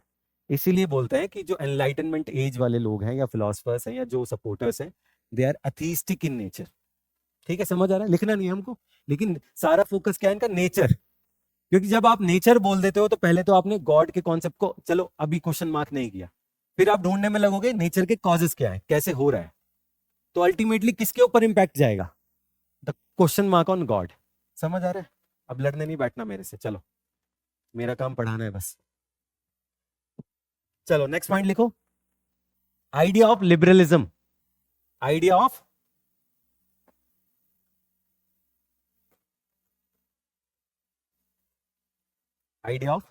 लिबरलिज्म। इसमें लिखो John Locke was called as father of liberalism. John Locke was called as father of liberalism. Liberalism means liberty. क्या होती है लिबर्टी? Freedom type. ठीक है, फ्रीडम, इंडिपेंडेंस, वही इंडिविजुअलिज्म। कनेक्टेड है सारे, हर चीज एक दूसरे से कनेक्टेड है। ठीक है, तो लिबरलिज्म, लिबर्टी, इक्वालिटी, फ्रेटर्निटी, सब ये एक दूसरे से कनेक्टेड। सुना है ना लिबर LEF? कहां से लिया हमने? फ्रांस। तो फ्रांस रेवोल्यूशन जब करेंगे तो वहीं से शुरू करूंगा मैं। ठीक है, the idea of liberty, equality and fraternity. चलो मैं समझा देता हूं इसको। जॉन लॉक क्या कहता है? जॉन लॉक कि जो भी इंस्टीट्यूशंस हैं, चाहे रिलीजन हो, सोसाइटी हो, या कोई भी इंस्टीट्यूशन जैसे मैरिज सेरेमनी होती है, ये सब भी इंस्टीट्यूशंस हैं, ये सब एग्जिस्ट करते हैं for the one cause only. और वो क्या है? Liberty of the human kind या लिबर्टी ऑफ अ मैन और वुमेन। ठीक है, समझ आ रहा है? जितने भी इंस्टीट्यूशंस हैं ये सब लिबर्टी, एक इंडिविजुअल के ऊपर फोकस करते हैं। इसलिए आप देखोगे यूरोपियन कंट्रीज में लिबर्टी के आइडिया, इंडिविजुअलिज्म के आइडिया बहुत ज्यादा मैटर करते हैं जो सोसाइटल या कम्युनिटी चीजें उनसे ज्यादा। चाहे मैरिज हो, चाहे रिलीजन हो, ज्यादा इंपॉर्टेंट कौन है? Individual identity, not religion.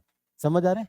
Society, ये मैरिज, ये सब इंपॉर्टेंट नहीं है, इंडिविजुअलिज्म। इसलिए जब आप देखते हो ट्रांसजेंडर इशू, ये सब चीजें कहां पर चलती हैं? यूरोपियन कंट्रीज में, वेस्टर्न कंट्रीज में पहले चलती हैं। ठीक है, क्योंकि वहां कौन सा आइडिया है? लिबरलिज्म वाला, इंडिविजुअलिज्म वाला। समझ आ रहा है बैकग्राउंड सब चीज का? मॉडर्न नेशन स्टेट जो आज है वो कैसे आइडियाज ले रहे हैं, कहां से ले रहे हैं। चलो नेक्स्ट लिखो। Promote constitutionalism, promote, next point, promote constitutionalism, that is state should derive its power from constitution, bracket में लिखना सोशल कॉन्ट्रैक्ट। एथिक्स में हो, जिनका हो गया होगा उन्होंने पढ़ा होगा सोशल कॉन्ट्रैक्ट। ठीक, हाँ मिसबा, हाँ, लेकिन उसके लिए एक पेपर फॉर्म में एग्रीमेंट होना चाहिए ना। एक्चुअल में वो है कि कुछ कहीं लिखा हो, रिटर्न हो, डिफाइंड हो। ये नहीं बोल रहा पेपर में, कहीं भी हो सकता है, डिफाइंड हो, रिटर्न हो, रूल बेस्ड हो। वो कहां से आएगा? किसी कॉन्ट्रैक्ट से आएगा। तो constitution is nothing but social contract. We the people of India having solemnly resolved, यही है ना। तो Indian constitution is a social contract. उसमें सब कुछ लिखा हुआ है कि हम गवर्न कैसे होंगे, हमारे राइट्स क्या है, या गवर्नमेंट को चेंज करना है तो क्या करना है, कैसे करना है, पीसफुल तरीके से करना है। समझ आ रहा है? यही है social contract. Constitution social contract ही है। ठीक है, कॉन्सेप्ट सोशल कॉन्ट्रैक्ट है, बोलते कॉन्स्टिट्यूशन है उसको। समझ आ रहा है क्या होता है कॉन्स्टिट्यूशन का बैकग्राउंड? सब यही है, जॉन लॉक वगैरह सब। चलो नेक्स्ट लिखो। Emphasis on peaceful coexistence, emphasis on peaceful coexistence and toleration, peaceful coexistence and toleration. सुना होगा टॉलरेशन, पीसफुल कोएग्जिस्टेंस, यही है ना, सेक्युलरिज्म वगैरह वगैरह, यही है ना सब। ये जो मैंने रिलेटिविज्म वाला पॉइंट दिया था उसी का कॉन्टेक्स्ट है ये, उसी का फर्दर मैं बता रहा हूं ना। तो सारी 3 वर्ड्स के अराउंड ही घूमती है सारी चीजें। ठीक है, अगर नहीं समझ आए, ऐसे में यूज करना है, एथिक्स में यूज करना है, वो 3 वर्ड याद कर लेना। ठीक है, हर चीज उसी के अराउंड है। चलो नेक्स्ट। इन 18th century two forces emerged, इसी में लिखना है। इन 18th century two forces emerged in the form of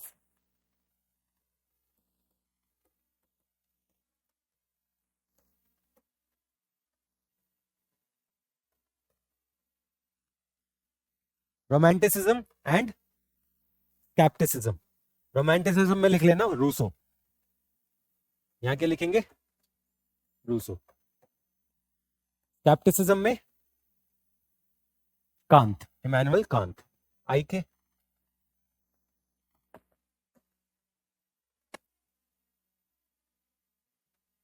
scepticism समझ आ गया ना? बोलते हैं क्वेश्चन मार्क करना किसी भी चीज को। हाँ, डिलेमा। स्केप्टिक जब आप होते हो, इसका मतलब आप किसी चीज को, कॉन्सेप्ट को क्वेश्चन मार्क कर रहे हो, आपको नहीं समझ आ रहा है, या आप ये क्वेश्चन कर रहे हो कि ऐसा नहीं है। तो इमैनुअल कांत क्या बोलता है स्केप्टिसिज्म वाला आइडिया में? क्या बोलता है कि ये जो फोर्सेस हैं या जो भी साइंटिफिक चीजें हो रही हैं, ये एक्चुअल में ऐसा है नहीं, ये हमने दिया है। समझ आ रहा है? ग्रेविटी जैसे हमने खोजी, तो ये बोलेगा कि ग्रेविटी है नहीं, ये तो हमने ग्रेविटी बना दी अपनी तरफ से। तो ये स्केप्टिक है किसी भी चीज के ऊपर। ठीक है, कंफ्यूज्ड है या क्वेश्चन कर रहा है। समझ आ रहा है? तो इमैनुअल कांत कौन सा उसमें आएगा? स्केप्टिसिज्म में। क्लियर? रूसो क्या बोलेगा? रोमांटिसिज्म। ये अपनी ही दुनिया में होगा, अलग दुनिया की बात करेगा। रोमांटिक फिलॉसफीज, और कौन है वो इंग्लिश का लिटरेचर वाला फेमस? शेक्सपियर। ये सब रोमांटिक चीजें हैं, ये अलग ही दुनिया की बात करेगा। हमें पुराने नेचुरल ऑर्डर में जाना चाहिए, वहां पर ऐसा होता था, वो सबसे अच्छा है, ट्रेजेडीज होंगी। ठीक है, यही है ना सब, यही रोमांटिक फिलॉसफीज है। अपनी तरफ से आउट ऑफ क्यूरियोसिटी तुमने कुछ बना दिया है, गेम ऑफ थ्रोन्स। क्लियर? चलो एक अलग से पॉइंट लिख लो। दिस एज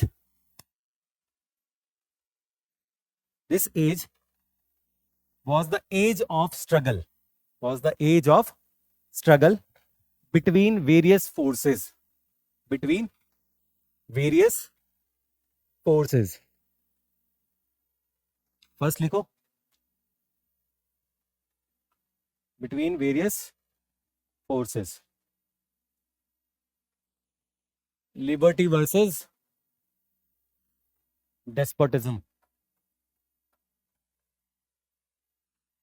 Protestant, ये चर्च, प्रोटेस्टेंट वर्सेस कैथोलिसिज्म. ये क्रिश्चियनिटी में है, ठीक है. प्रोटेस्टेंट सुना होगा, Protestant religion, Catholic religion.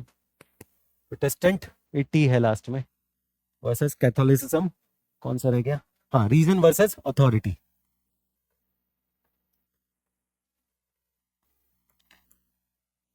Authority.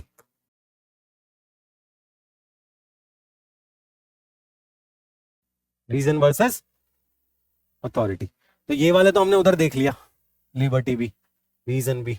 Despotism क्या होता है? बोलता है ना डिस्पोटिक रूल, क्या होता है? बोलो. इंटरफेयर करता है, ठीक है. ये सब वर्ड इंटरकनेक्टेड है. वही अथॉरिटी, विदाउट एनी रीजन वो इंपोज कर देता है रूल अपना. डिस्पोटिक अथॉरिटी बोलते हैं ना, डिस्पोटिक, ऊपर से इंपोज कर रहा है कुछ चीज को, ठीक है. अगेन इंटरकनेक्टेड है सारे वर्ड्स. अथॉरिटी, आप अथॉरिटी की सुनोगे और लॉजिक की सुनोगे. मैंने बोल दिया कुछ, वो हो सकता है गलत हो, लॉजिकली वो गलत हो, बट मैं इंपोज कर सकता हूं, मैं डिस्पोटिक हो सकता हूं. समझ आ रहा है? ठीक है, मेरे ऊपर नहीं इंपोज करना है, इंप्लीमेंट मत करना. समझ आ गया? तो ये वाला जो पीरियड है, एनलाइटनमेंट वाला पीरियड, जनरली आप देखोगे यही सब चल रहा है. इसी में प्रोटेस्टेंट और कैथोलिक की वॉर भी होगी. इंग्लैंड में प्रोटेस्टेंट चर्च है, ये थोड़ा लिबरल कंसिडर किया जाता है. इसमें हॉलीडेज ये सब कम है, और ये लोग फोकस करते हैं कि आप अपनी इस लाइफ के ऊपर भी ध्यान दो. आप अगर कोई हेल एंड हेवन का कॉन्सेप्ट है, तो ये बोलते हैं इसी लाइफ में हेवन है, जन्नत, और you should read your own Bible. वो यही लोग बोलते हैं. वो ऐसा नहीं है कि कोई रिलीजियस क्लास ही पढ़ेगी, सबको पढ़ना चाहिए. और जो प्रोग्रेस है वो इसी वर्ल्ड में डिसाइड होगी, ये भी है, ठीक है. तो ये थोड़ा लिबरल है. जैसे महायान हीनयान किया था हमने बुद्धिज्म में, महायान थोड़ा लिबरल था, ठीक है, उस सेंस में. बाकी इन डेप्थ तक आपको देखना है प्रोटेस्टेंट और कैथोलिक, गूगल करके देख लेना, ये जनरल आइडिया ऊपर ऊपर से. क्लियर है? चलो.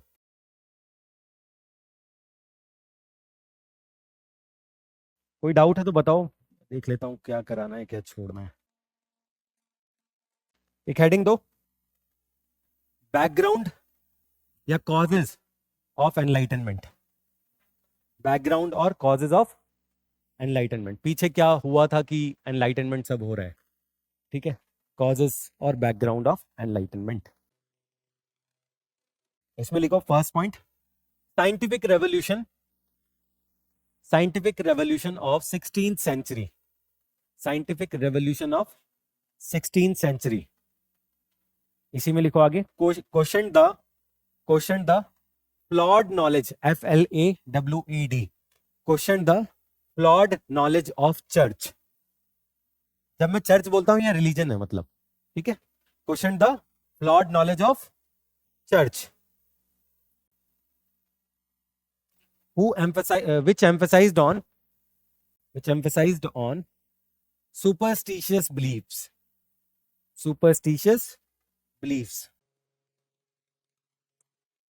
अब सुन लो, यहां पर जैसे पहले चर्च की अथॉरिटी जो कह रही थी, वो ये आउट ऑफ सुपरस्टिशन, अपने नॉलेज के हिसाब से वो लोग क्या बोल रहे थे कि अर्थ is the centre of universe. Earth is the centre of universe. यही होता है ना, हर रिलीजन में ऐसे ही होता है. ये सेंटर क्या है? तो ये क्या बोल रहे थे church, earth is the centre of universe. लेकिन गैलीलियो, कोपरनिकस वगैरह ये क्या बोलेंगे, ऐसा कुछ नहीं है, sun is the centre of universe. तो अभी हमारे यूनिवर्स का कौन है सेंटर? हमारे मिल्की वेज के अंदर जो हमारी गैलेक्सी है उसके अंदर सन है या नहीं है? मींस इन्होंने जो चर्च की नॉलेज थी उसको एंड कर दिया आउट ऑफ लॉजिक, देखकर टेलीस्कोप वगैरह यूज करके. समझ आ रहा है?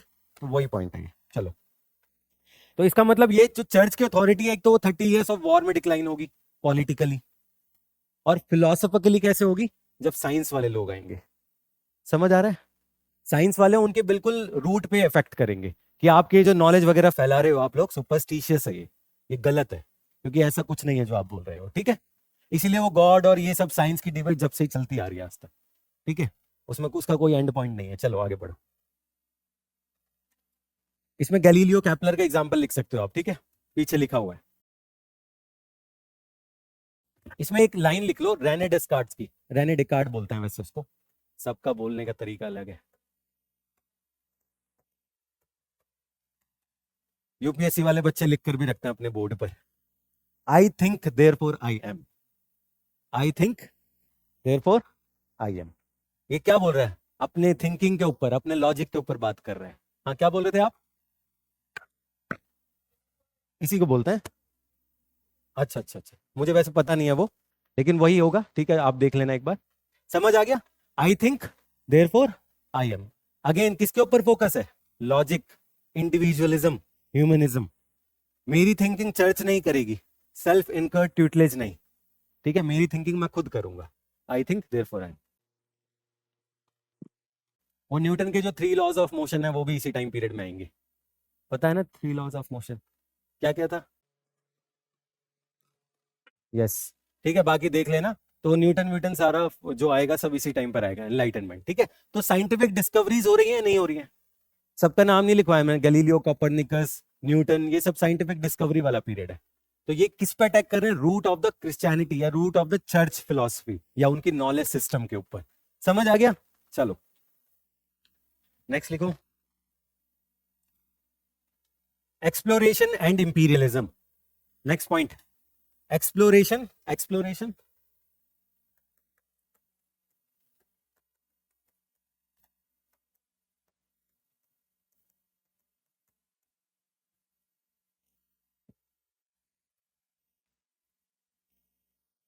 देखो यही वाला पीरियड है 16 सेंचुरी 17 सेंचुरी, जिसमें डिस्कवरीज होंगी अमेरिका की, इंडिया के जो सी रूट है उसकी, 1453 वॉर वगैरह होंगे, ठीक है।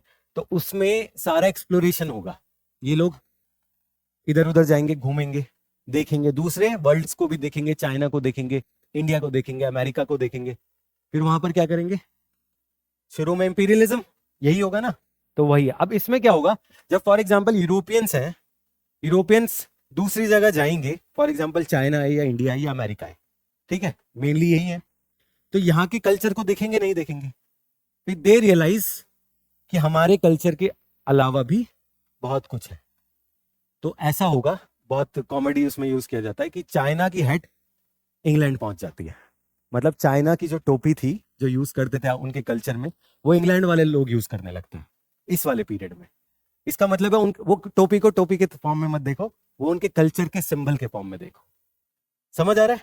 इसी से कौन सा आइडिया डेवलप होता है? रिलेटिविज्म का। बैकग्राउंड समझ आ रहा है रिलेटिविज्म का क्या है? Exploration and imperialism. आप दूसरी जगहों पर जाओगे, बोलते हैं ना आपस में बात करना चाहिए। बी आर अम्बेडकर एक आइडिया, बी आर अम्बेडकर का सोशल कोहेशन का, सुना होगा, सोसाइटी पढ़ ली होगी। बी आर अम्बेडकर का आइडिया क्या है? सोशल कोहेशन मीन्स हमको एक दूसरे से मिलना चाहिए, हमें घेटोज में नहीं रहना चाहिए, जो कि जनरली होता है। आप घुलोगे मिलोगे बात करोगे तो आप फेमिलियर होगे, रिलेटिविज्म वाला कॉन्सेप्ट डेवलप होगा। ये सब फिलॉसफी यहीं से आ रही है, एनलाइटनमेंट एज से, ठीक है। चलो इसमें लिखो, एक्सप्लोरेशन इंपीरियलिज्म में लिखो, it led to political and cultural changes, led to political and cultural changes, became aware about other worldly perspectives, other worldly perspectives लिखो या लाइफ लिखो जैसा आपको ठीक लगे। इसमें एग्जांपल लिख लो, Chinese culture penetrated into Europe, Chinese culture penetrated into Europe. Next main point, the declining influence of church. Next main point, the declining influence of church. इसमें लिखो, इन 30 years ऑफ वॉर, 30 ये वाला 30, इन 30 years of war 1618 to 1648, 1618 to 48, 1618 से 1648 तक। Statement क्या लिखी थी? आगे इन 30 years of war the authority of church declined in favour of monarch. In favor of monarch. As a result, liberal movements emerged. As a result, liberal movements emerged. ये point समझ आ गया? बैकग्राउंड मैंने बताया था पहले। 30 साल तक वॉर होता है, यही वॉर प्रोटेस्टेंट और कैथोलिक वाला वॉर, ये वो भी यही है। चर्च रिफॉर्म वाला वॉर भी यही है, ठीक है। उसको स्पेसिफिकली इस नाम से बोलते हैं 30 इयर्स ऑफ वॉर 1688। इसके बाद वो ट्रीटीज वगैरह साइन होती हैं, ठीक है। कौन सी ट्रीटी थी मिसबा? वेस्टफेलिया, जो पॉलिटिकल साइंस वाले स्टूडेंट्स स्टार्ट ही वहां से करते हैं जनरली, ठीक है। क्लियर है सबको? तो यहाँ ये बहुत वाटरमार्क इवेंट है, क्योंकि यहाँ पर क्या होगा, चर्च का जो इन्फ्लुएंस है, पहले तुम चर्च क्रूसेड करवा रहा है, पहले चर्च के इन्फ्लुएंस में आके मोनार्क को क्रूसेड करना पड़ रहा है, दूसरी कंट्रीज में जाके वॉर लड़ने पड़ रहे हैं। अब वो चर्च की अथॉरिटी डिक्लाइन हो गई है, अब किसकी अथॉरिटी बढ़ी है? अथॉरिटी मोनार्क की इंक्रीज हो गई है। इसका मतलब मोनार्क की इंक्रीज जब होगी तो सेक्युलर चीजें या सेक्युलर एलिमेंट्स या एथीस्टिक एलिमेंट्स वो सोसाइटी में इमर्ज होंगे या नहीं होंगे, क्योंकि उनका सप्रेशन नहीं हो पाएगा बिकॉज ऑफ चर्च की अथॉरिटी डिक्लाइन हो चुकी है। समझ आ रही? बैकग्राउंड समझ आ रहा है? इसी में ये एनलाइटनमेंट वाले जो फिलोसफर्स हैं ये इमर्ज होंगे, नहीं तो इनको मर्डर नहीं कर दिया जाता। इतना सब कुछ बोल रहे हैं ये, ठीक है। बहुत एंटी रिलीजियस टाइप का डिक्लेयर करके इनको सर कलम कर देते इनका, तो बट ऐसा है नहीं। चलो next, anti war sentiments. Next main point, anti war sentiments increased among people. Anti war sentiments increased among people. इसमें लिखो, फिलोसफर डेक्रीड DECRE वाला जो होता है, philosophers decried war as an institution, war as an institution. Simple समझ लो। आप philosophers क्या बोल रहे हैं, ये जो वॉर हुआ है, फॉर एग्जांपल 30 इयर्स वॉर हुआ है, ये एक इंस्टीट्यूशन है, क्योंकि वॉर करके आप कुछ अचीव करना चाह रहे हो, जो आपकी फिलॉसफी है या पॉलिटिकल इकोनॉमिक कुछ भी सेंस, आप वो अचीव करना चाह रहे हो। तो वॉर एज अ इंस्टीट्यूशन है, बहुत ऑर्गेनाइज्ड वे में होता है, कहां पर अटैक करना है, किधर करना है, कैसे करना है, ठीक है, कितना उनके डिस्ट्रक्शन करना है, सब डिसाइडेड है ना। आजकल देखते रहो इजराइल पैलेस्टीन सब चीजें, ठीक है। तो वॉर एज एन इंस्टीट्यूशन। अब इसमें क्या होता है, काफी लोगों की मौत होती है। Number of people got killed in these Wars, 2 lakh मर रहे हैं, कहीं पर 3 लाख मर रहे हैं। अशोक ने कितना बताया था? 1 लाख तो वो बोल रहा है उस टाइम पर, ठीक है। तो ये क्या बता रहा है, ह्यूमैनिटी के अगेंस्ट जा रही है ना चीजें। तो ये क्या बोलेंगे, वॉर एज एन इंस्टीट्यूशन है जो ह्यूमैनिटी को सप्रेस करता है और मोनार्क और चर्च को ऊपर रखता है वॉर्स के थ्रू। क्योंकि वॉर के दौरान defence of India act type की चीजें आ जाती हैं, जो थोड़ा हार्श लॉज होते हैं। समझ आ रहा है? बैकग्राउंड समझ आ रहा है? इसी में क्या होगा, फिलोसफर्स क्या लिखेंगे कि अगर गॉड होता, ठीक है, फिलोसफर्स बोल रहे हैं, मैं नहीं, अगर गॉड होता तो ये सब नहीं होता, अगर ये सब हो रहा है तो गॉड नहीं है। समझ आ रहा है कहां पर सारी चीजें घूम रही हैं? चलो, सब हर चीज में लॉजिक लगाया जा रहा है, साइंस लगाई जा रही है। चलो लिख लो, क्या लिखा था, एंटी वॉर सेंटिमेंट्स, ये लिखा ना बस। Among people as a result people questioned, as a result people questioned the existence of God itself. फिर कुछ फिलोसफर्स ये भी बोलेंगे कि गॉड ने ड्यूटी दी है मोनार्क को या रिलीजियस क्लास को वेलफेयर ऑफ पीपल करने के लिए, बट जब आप वॉर करते हो इसका मतलब ये आप ड्यूटी में फेल हो चुके हो, आप छुपना चाह रहे हो, ओवर शेडो करना चाह रहे हो चीजों को। जब आपसे काम नहीं हो रहा है तो आप वॉर कर रहे हो। इजराइल के पीएम के ऊपर यही तो इल्जाम है ना, क्योंकि आपके ऊपर करप्शंस के चार्ज है। बैकग्राउंड ऑफ इंफॉर्मेशन देखोगे, न्यूज़पेपर पढ़ोगे तो ओवरऑल यही है। क्या नाम है? बेंजामिन नेतन्याहू, ठीक है। उनके ऊपर ये इल्जाम है, एलिगेशन है कि वो करप्शन है, इसलिए ये बहुत सारी चीजें हैं उनके ऊपर, तो वो एलिगेशंस की वजह से वॉर को एक्सटेंड कर रहे हैं, वॉर एज एन इंस्टीट्यूशन। समझ आ रही है फिलॉसफी? चलो नेक्स्ट लिखो, हेडिंग लिमिटेशंस। ऐसा नहीं है सब कुछ अच्छा अच्छा है जो कि नजर आ रहा होगा अभी तक, बहुत सारी लिमिटेशंस भी हैं इसकी, या इश्यूज भी हैं।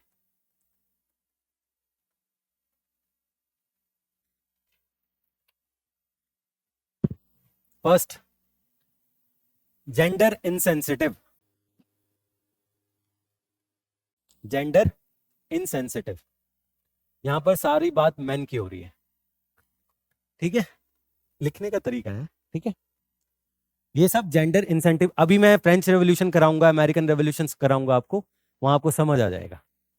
वहां सारी बात सिर्फ मैन की हो रही है, लिबर्टी, इक्वालिटी, फ्रेटर्निटी, सब मैन की बात हो रही है। इसी में एक लीडर है, ओलम्पी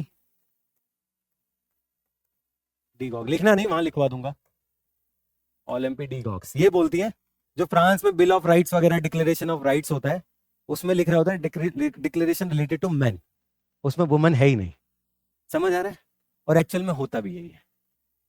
फर्स्ट टाइम यूरोप में जो वुमेन को एनफ्रेंचाइज किया गया, मतलब वोटिंग पावर दी गई है, वो 1940s के बाद दी गई है, शायद 40s या 50s के बाद। इंडिया में शुरू से ही है, जब से इंडिपेंडेंस हुआ है। क्लियर हो रहा है? तो ये समझ आ गया ना क्या बोलना चाह रहा हूं मैं? चलो ठीक है, जेंडर इनसेंसिटिव, ठीक है। स्टेटमेंट लिख सकते हो ना, बना सकते हो। चलो नेक्स्ट लिखो, lack of emotional elements, lack of emotional elements. यहां सब लॉजिक लॉजिक लॉजिक की बात कर रहे हैं, इमोशंस भी कुछ होता है, फेथ भी कुछ होता है, समझ आ रहा है? तो सारी चीज हम लॉजिक लॉजिक की बात चीजों पर नहीं रख सकते हैं, आप समझ आ रही? चलो, वो बहुत मैकेनिकल हो जाएगा। चलो next, this serious distrust with church, this serious distrust with church led to number of wars, led to number of wars। तो जिस चीज के लिए आ रहे थे, ह्यूमैनिटी के लिए, उसी का लॉस हो रहा है ना, वही लॉस में बार बार वॉर हो रहे हैं। American revolution, American civil war, French revolution, लाखों लोग मारे जा रहे हैं उसमें, अनरिकॉर्डेड, कुछ पता नहीं है। गिलेटिन का कॉन्सेप्ट आएगा, बताऊंगा मैं, वो मूवीज में देखा भी होगा, असैसिन्स क्रीड गेम में भी है, वो गुलेटिन कर देता है, वो कुछ ऊपर होता है ना तलवार टाइप कुछ, और फिर वो गिरता है, समझ आ रहा है? बिहेडिंग करता है ना, ठीक है, उसको गुलेटिन बोलते हैं, ठीक है। चलो नेक्स्ट लिखो, misuse of, next point, misuse of philosophical ideas या अब्यूज ऑफ फिलोसफिकल आइडियाज, जैसा भी लिखना चाहो आप, अब्यूज लिखो या मिसयूज लिखो, which led to chaos and tyranny, chaos and tyranny. जो ये आइडियाज थे ना लिबरलिज्म के, सोशल कॉन्ट्रैक्ट के, ये सब मिसयूज भी किए गए, जो होता है हमेशा होता है, हर कोई भी फिलॉसफी हो, आइडिया हो, मिसयूज हमेशा होता है, ठीक है। और उससे अगेन दोबारा क्या हुआ? chaos, tyranny. एग्जाम्पल लिख लो, रॉबेस्पियर, सुना है नाम किसी ने? Areeb? Robespierre misused idea of general will, idea of general will of Rousseau,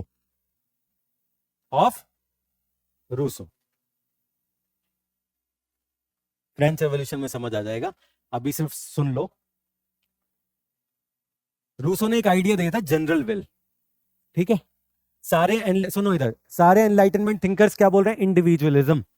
Rousseau थोड़ा अलग बोलता है, रोमांटिक है थोड़ा सा, वो रोमांटिसाइज करेगा चीजों को, वो बोलेगा ये इंडिविजुअलिज्म वाला कॉन्सेप्ट नहीं, वो बोलेगा जनरल विल, सब लोगों के एक मत, कंसेंसस जिसको बोलते हैं, जनरल विल। ये जनरल विल सोशल कॉन्ट्रैक्ट बनाएगा, हम लोग सब डिसाइड करेंगे, वरना इंडिविजुअल तो हर किसी का अपना अपना व्यू पॉइंट होगा ना, तो यहाँ पर एक जनरल विल होगा जो हम लोग आपस में डिसाइड करेंगे, और उसके हिसाब से फिर नेशन चलेगा। रॉबेस्पियर क्या करता है? ये सोसाइटी के गुड के लिए, आप लोग डिसाइड करोगे, कंसेंसस डेवलप करोगे, ये सब चीजें। रूसो तो ऐसे बोलकर चला गया, मर गया। अब रॉबेस्पियर भाई साहब आता है फ्रेंच रेवोल्यूशन में, ये क्या बोलते हैं? ये रूल्स जो बनाएंगे वो खुद से बनाएंगे, या ग्रुप ऑफ पीपल ही बना लेंगे, पूरा नेशन तो नहीं बना सकता ना बैठकर एक साथ, लाखों लोग थोड़ा ना बैठकर बना पाएंगे, कोई कोई रिप्रेजेंटेटिव होगा, अब वो बनाएंगे। अब उसमें क्या है, उस ग्रुप में डोमिनेंस किसका होगा? रॉबेस्पियर का। तो रॉबेस्पियर जो रूल्स बनाएगा वो खुद से बनाएगा, तो किसका डोमिनेंस हुआ? अकेले एक बंदे का डोमिनेंस हुआ ना पूरी कंट्री के ऊपर। तो इसके हिसाब से ये, लेकिन उसको बोलेगा क्या कि ये जनरल विल सोसाइटी का है, ये पूरे नेशन ने डिसाइड किया है, ये थोड़ा ना बोलेगा कि मैंने डिसाइड किया है। यही तो टायरनी, डिस्पोटिज्म यही तो होता है, ठीक है। तो वो मिसयूज कर रहा है उस आइडिया को, जनरल विल के, और जो भी इसके अगेंस्ट जाता है, फॉर एग्जांपल इसके पॉलिटिकल अपोजिशन अपोनेंट्स, उनको सब गुलेटिन कर देता है, मार देता है, बिहेड कर देता है। समझ आ रहा है? तो मिसयूज ऑफ फिलॉसफी, ये तो हमेशा से होता है। चलो, जैसे जिहाद बहुत कंट्रोवर्शियल है, जिहाद का एक्चुअल मीनिंग तुम पता है किसी को? यस, सैक्रिफाइस ऑफ डिजायर्स है, ठीक है। अब वो मिसयूज होता रहता है। चलो, ऐसे ही बहुत सारे पॉलिटिकल एलिमेंट्स होते हैं हर चीज में, हर फिलॉसफी में, हर रिलीजन में, जिनका मिसयूज होता रहता है, पहले से ही होता है, ठीक है। जैसे अब मैं कुछ इंडिविजुअलिज्म, रिलेटिविज्म बता दूं, घर में जाके तुम लड़ने लगो, दैट इज मिसयूज, अब्यूज। चलो ठीक है, हाँ अब लिखो नेक्स्ट। अब ये तो हमने पढ़ लिया, बैकग्राउंड क्या है, एनलाइटनमेंट होता क्या है, बैकग्राउंड क्या है, समझ आ गया, मोटे मोटी चीजें समझ आ गई, ठीक है। अब लिखो सिग्निफिकेंस ऑफ एनलाइटनमेंट। ऐसे ही पढ़ता है ना हम लोग हिस्ट्री या कोई भी टॉपिक, सिग्निफिकेंस, लीगेसी, इंपॉर्टेंस, जो भी लिखना चाहो, सिग्निफिकेंस ऑफ एनलाइटनमेंट। इसमें लिखो growth of benevolent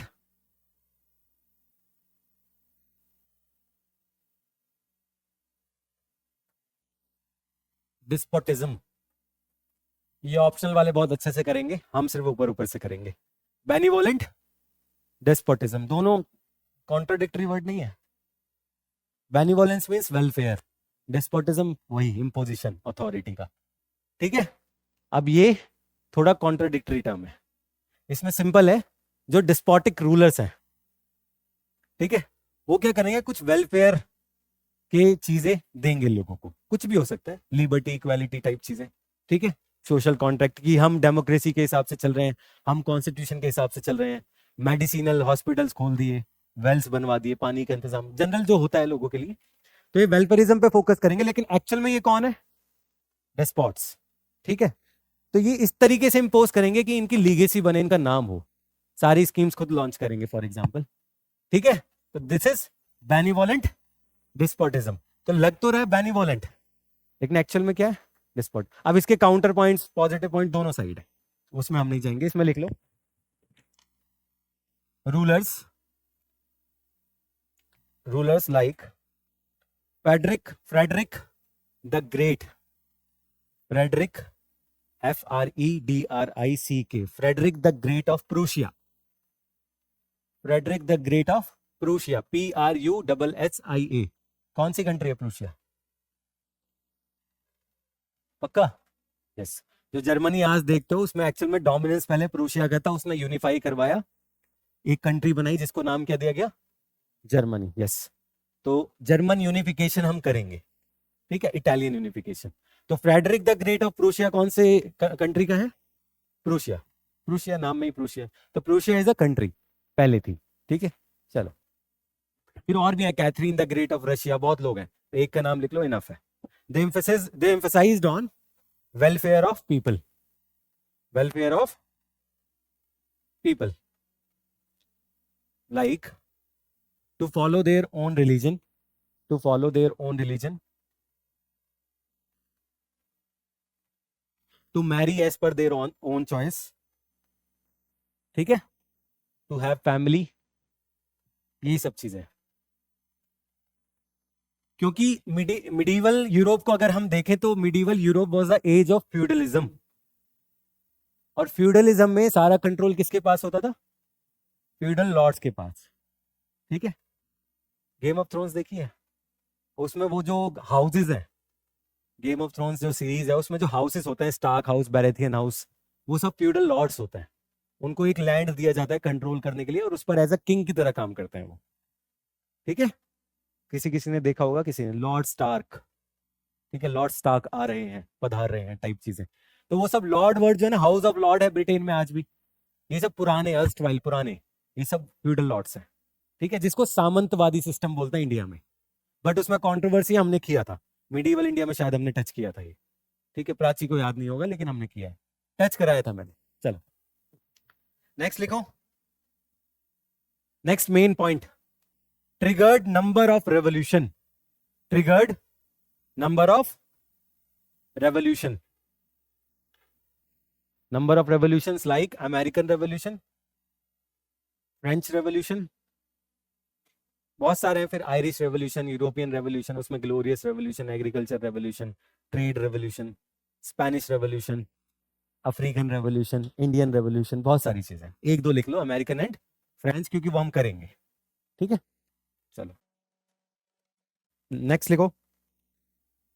growth of awakening.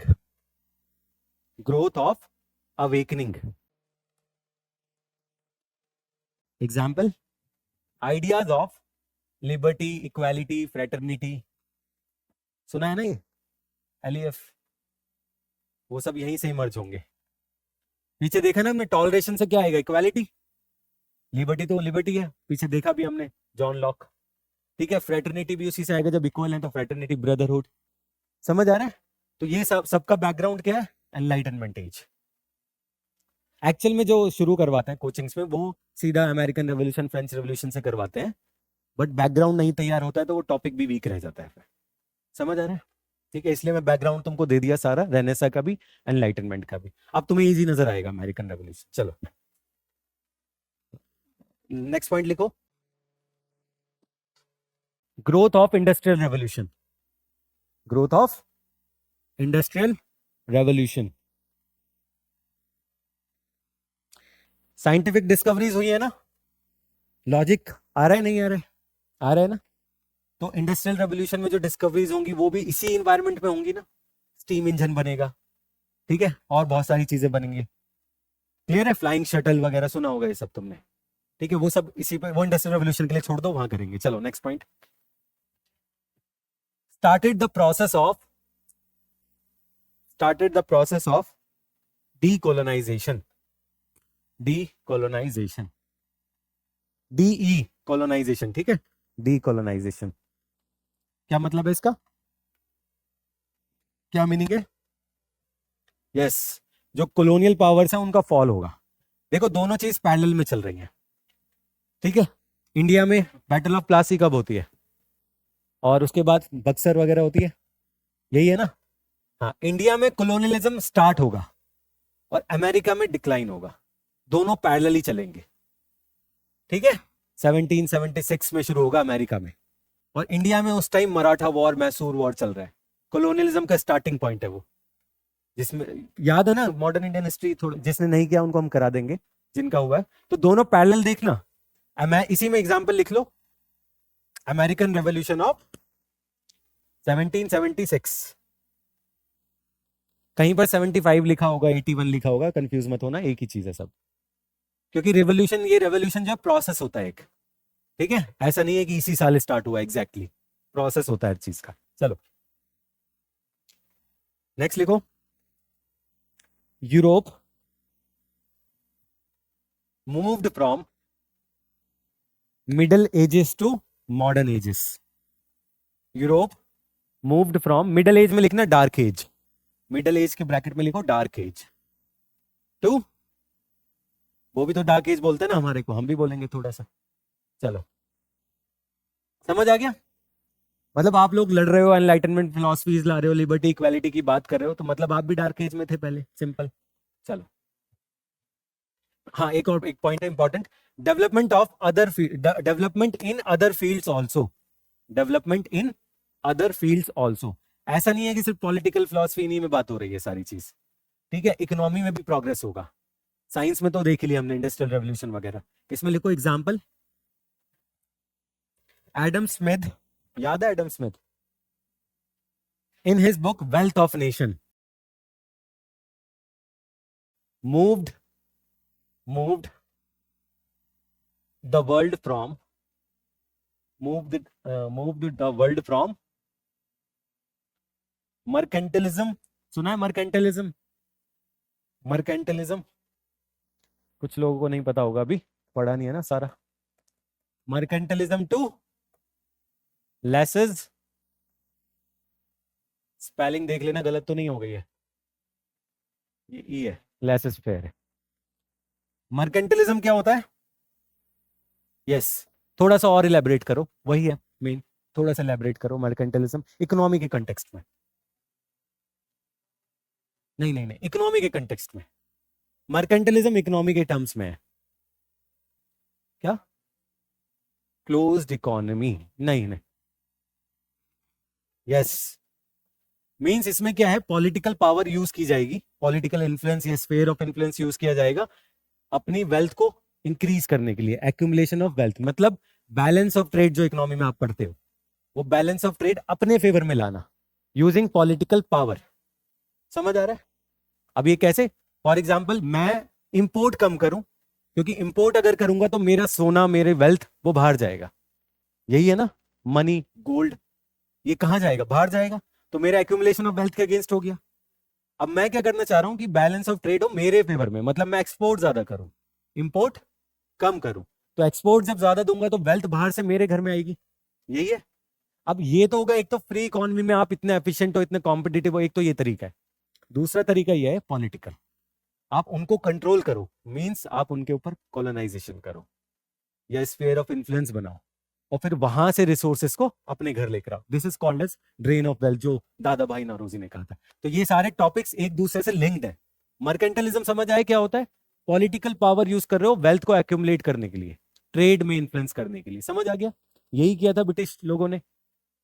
चलो, ये मर्केंटलिज्म से एडम स्मिथ क्या बोल रहा है, किधर लेके जाओ? फ्री इकोनॉमी की तरफ, इनविजिबल हैंड की तरफ। ये तो पता होगा, लेसेस फेयर है, सुना है ना, सबको पता है। कोई डाउट, कोई इशू नहीं है, जिसको नहीं पता पूछ लो। आपको नहीं पता, हाँ पूछ लिया करो, कोई दिक्कत नहीं है। लेसेस फेयर का मतलब है इकोनॉमी को ऐसे छोड़ दो बिल्कुल कंपटीशन में, आप उसमें पॉलिटिकल इन्फ्लुएंस मत करो, जिसको हम जनरली आज के, वो कैपिटलिज्म इसी का एक्सटेंडेड वर्जन है। आप इकोनॉमी को फ्री छोड़ दो, अपने आप रेट सेट हो जाएंगे सबके, जितनी डिमांड है सप्लाई है उसके हिसाब से सारे प्राइसेस मैच कर जाएंगे। फ्री छोड़ दो, कोई सब्सिडी वगैरह मत दो। समझ आ रहा है? यही है लेसेस फेयर है। ठीक है, चलो बाकी इकोनॉमी में जिसका नहीं हुआ उनका अच्छे से हो जाएगा, समझ आ जाएगा। अच्छा, एक हेडिंग दो, spread of enlightenment. Spread of enlightenment क्या हुआ? टाइम हो गया तुम्हारा, मेरा नहीं। चलो, स्प्रेड ऑफ एनलाइटनमेंट, वो टाइम वाला गेम खत्म हो गया अब। ठीक है, देखो करोगे अच्छे से, यहां पर क्लास में हो जाएगा, बाहर से खुद से मेहनत करनी पड़ेगी दोबारा से। ठीक है, तो बेहतर है क्लास के अंदर ज्यादा पढ़ लो। स्प्रेड ऑफ एनलाइटनमेंट, ये एनलाइटनमेंट शुरू कहां से होता है? इटली, इंग्लैंड वगैरह से, फ्रांस वगैरह से। देखा था ना, हम फ्रांस के कुछ फिलोसफर्स थे, कुछ इंग्लैंड के फिलोसफर्स थे, तो ग्रेजुअली पूरे यूरोप में चला जाता है, और यूरोप के जाने के बाद एशियन कंट्रीज या जो कॉलोनियल कंट्रीज है वहां पर। तो कैसे कैसे स्प्रेड होगा? फर्स्ट लिखो, through, first point, through their writings and speeches. Writings and speeches, books वगैरह लिखेंगे नहीं लिखेंगे? Spread of enlightenment, first point, through their writings and speeches. Speech, lecture, बनो आईएएस। चलो, फर्स्ट पॉइंट ये हो गया। इसमें एग्जांपल्स लिख लो। इमैनुअल कांत का तो मैंने इंट्रोडक्शन में ही लिखवा दिया, व्हाट इज एनलाइटनमेंट, सीधा वही उसकी फ्रेज, उसके एसे का नाम है। ठीक है, वो तो वहीं पर हो गया एक एग्जांपल। सेकंड लिख लो, मॉन्टेस्की, द स्पिरिट ऑफ लॉ। कौन सी बुक है मॉन्टेस्की की? Spirit of law. और भी बहुत सारी बुक्स हैं, एक ही लिखवा रहा हूं बस। एक लिखो, Thomas pen, THOMAS, Thomas pen, PAINE, Thomas pen, ये अमेरिकन फिलोसफर है। इसके आगे लिखो कॉमन सेंस। क्या नाम है बुक का? Common sense. अब ये मैं कॉन्टेक्स्ट सेट कर रहा हूं अमेरिकन रेवोल्यूशन के लिए। थॉमस पेन एक फिलोसफर है, लीडर है अमेरिकन रेवोल्यूशन के टाइम का, अमेरिका का। ठीक है, वो क्या बोलता है, कौन सी बुक है उसकी? Common sense. उसकी थीम भी यही है, बुक का नाम भी यही है। वो बोलता है कि एक छोटा सा आइलैंड, मींस किसको बोल रहा है? इंग्लैंड को। एक छोटा सा आइलैंड एक कॉन्टिनेंट को रूल नहीं कर सकता है। समझ आ रहा है? Common sense. England is island, और इंग्लैंड का कॉलोनियल रूल था उनके ऊपर, अमेरिका के ऊपर। ठीक है, तो जो आज का यूएसए है उसकी बात कर रहा हूँ, पूरा कॉन्टिनेंट उसकी बात नहीं कर रहा, नॉर्थ अमेरिका साउथ की, यूएसए की बात कर रहा हूँ। तो a small island can not rule a continent. समझ आ गया? कॉमन सेंस, यही थीम है उसकी। तो इसमें बाकी बताएगा वगैरह वगैरह सब चीजें हैं इसके अंदर। नेक्स्ट लिखो, क्या नाम था? John Locke. क्या नाम है जॉन लॉक की बुक का नाम? नहीं नहीं, Misbah, 2 treaties on government, 2 treaties on government, किसकी बुक है ये? और प्रिंस मैंने पहले लिखवा दिया है, ठीक है। 4-5 हो गई ना बुक्स, मैकियावेली वाला, समझ आ गया? 4-5 बुक्स हो गई, इनफ है। चलो नेक्स्ट पॉइंट लिखो, tradition of salon, tradition of salon, SALON, वो बार्बर वाली शॉप नहीं, ट्रेडिशन ऑफ सैलून। इसमें लिखो सैलून में, to sit and discuss, to sit and discuss near fire blaze, fire blaze, BLAZE, simple सी, सर्दियों का मौसम चल रहा है, आग लगाई, हाथ थेपने के लिए बैट बोलते हैं ना, गांव में देखा होगा, और वहां पर चर्चा होती है, चाय पे चर्चा टाइप होता है। हाँ, कोई कुछ बोल रहा है जी, स्टेटमेंट सना बोलना जरा, मैं फ्रेम करता हूँ, भूल जाता हूँ। सना बोल, सुनो सुनो सुनो, to sit near, to discuss and sit near, to sit and discuss near fireplace, ठीक है, क्लियर है, समझ आ गया? सिंपल सा कॉन्सेप्ट है सैलून। अब जब आप लिखोगे या कहीं पर कोट करोगे तो फायर ब्लेज मत बोलना, सैलून बोलना। सैलून स्टैंडर्ड वर्ड है, की वर्ड है, ये फ्रेंच वर्ड है एग्जैक्ट, ठीक है ना। चलो next, process of colonialism, process of colonialism, ये भी स्प्रेड करेगा एनलाइटनमेंट आइडियाज को। ये देखो, ये सिर्फ जो वर्ड्स मैं लिखवा रहा हूँ ना, ये सिर्फ एनलाइटनमेंट तक सीमित नहीं है, लिमिटेड नहीं है। ये ऐसे वगैरह कहीं लिखोगे ना, ये सारी टर्म्स बहुत यूज होंगी, ठीक है। लिबर्टी, इक्वालिटी, फ्रेटर्निटी, ये John Locke, two treaties on government, Montesquieu, सब यूज होगा, सिर्फ एनलाइटनमेंट तक मत देखो इसको, क्लियर है? एथिक्स में भी यूज होगा, एससी में भी यूज होगा, ठीक है। चलो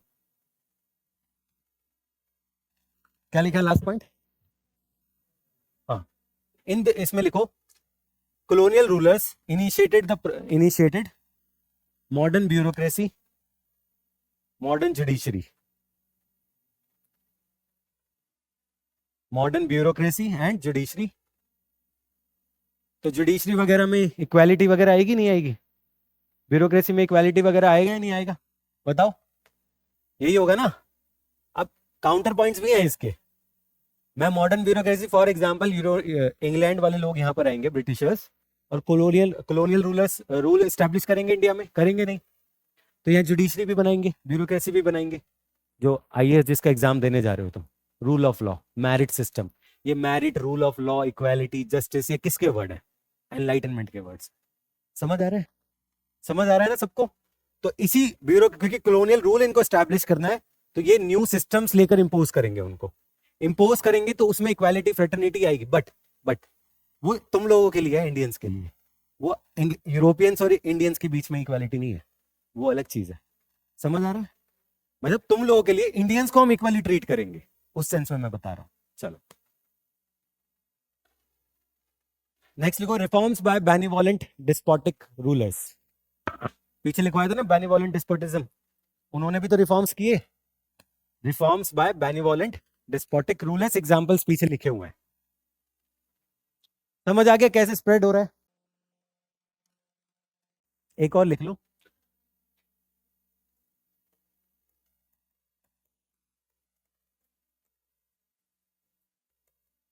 ये सब ऐसे एथिक्स में यूज करना है आपको। हिस्ट्री सिर्फ हिस्ट्री तक नहीं है, हिस्ट्री के बहुत यूज है, ठीक है सर ना। द फिलोसॉफ, ये फिलोसोफर नहीं है, इसमें लिखो नॉन ट्रेडिशनल फिलोसोफर्स। बोलते हैं ना, तुम ज्ञान मत बांटो मुझे क्योंकि तुम एक्सपर्ट नहीं हो। तो जो नॉन एक्सपर्ट वाले लोग हैं वो लोग हैं, क्योंकि वो लोग भी डिस्कशन कर रहे हैं ना आगे जाके। समझ आ रहा है? तो द फिलोसोफर्स, द फिलोसॉफ्स अलग से टर्म है, ये कोट एंड कोट कर दिया ना मैंने। वो फिलोसफर वाले वर्ड से ही आए, non traditional philosophers. Proper philosophers नहीं है, बट बन रहे हैं, ज्ञान बांट रहे हैं। समझ आ गया? ये सब टर्म्स यूज करोगे तो वो एज अ कीवर्ड काम करेगा, क्योंकि स्टैंडर्ड वर्ड्स हैं ये, ठीक है। बाकी एक्सप्लेनेशन तो करते रहो कितना भी करो, ठीक है। कीवर्ड्स आने चाहिए। हमेशा ध्यान रखना, कोई भी सब्जेक्ट हो, हिस्ट्री का हो, polity, economy, keywords are most important, क्योंकि कीवर्ड्स आपकी स्पीड बढ़ाएगा, आपके वर्ड्स को सेव करेगा, पेपर ऑन टाइम होगा। और जो पढ़ने वाला बंदा है, जो इवैल्यूएटर है, वो कीवर्ड्स ही ढूंढ रहा है आपके एग्जाम पेपर में। हो सकता है वो पेपर पढ़े भी ना, इसलिए बोलते हैं ना अंडरलाइन योर कीवर्ड्स। जब भी आंसर्स लिखो, कीवर्ड्स को अंडरलाइन कर दो, वो हो सकता है कीवर्ड देख देख कर ही जो उसको ढूंढना है मिल जाए और वो आपको नंबर्स अलॉट करके आगे बढ़ जाए। आप एक्सप्लेनेशन दोगे तो 2 ही शीट है आपके पास, वो ग्रेजुएशन मास्टर्स वाला एग्जाम नहीं है, उसमें 10-10 पेज लिखना होता है, वो यहाँ पर नहीं चलेगा। वो वही नॉलेज आपको 2 शीट में लिखनी है, 2 साइड्स में लिखनी है, तो उसमें क्या करोगे, कीवर्ड्स का यूज होगा। ठीक है, समझ आ गया ना। चलो, एनलाइटनमेंट, इसलिए देखो एनलाइटनमेंट बैकग्राउंड सेट करेगा सबका, इसलिए मैं ज्यादा इन डेप्थ पढ़ा रहा हूँ एनलाइटनमेंट को। चलो हेडिंग दो। ये मेरी बुरी आदत है, मैं पहले ही बता देता हूँ, मैं जल्दी नहीं छोड़ता हूँ, लिखवाता ज्यादा हूँ, बट तुम लोगों का फायदा होगा। नहीं लिखना तुम्हारी जिम्मेदारी, मेरी जिम्मेदारी लिखवाने की है।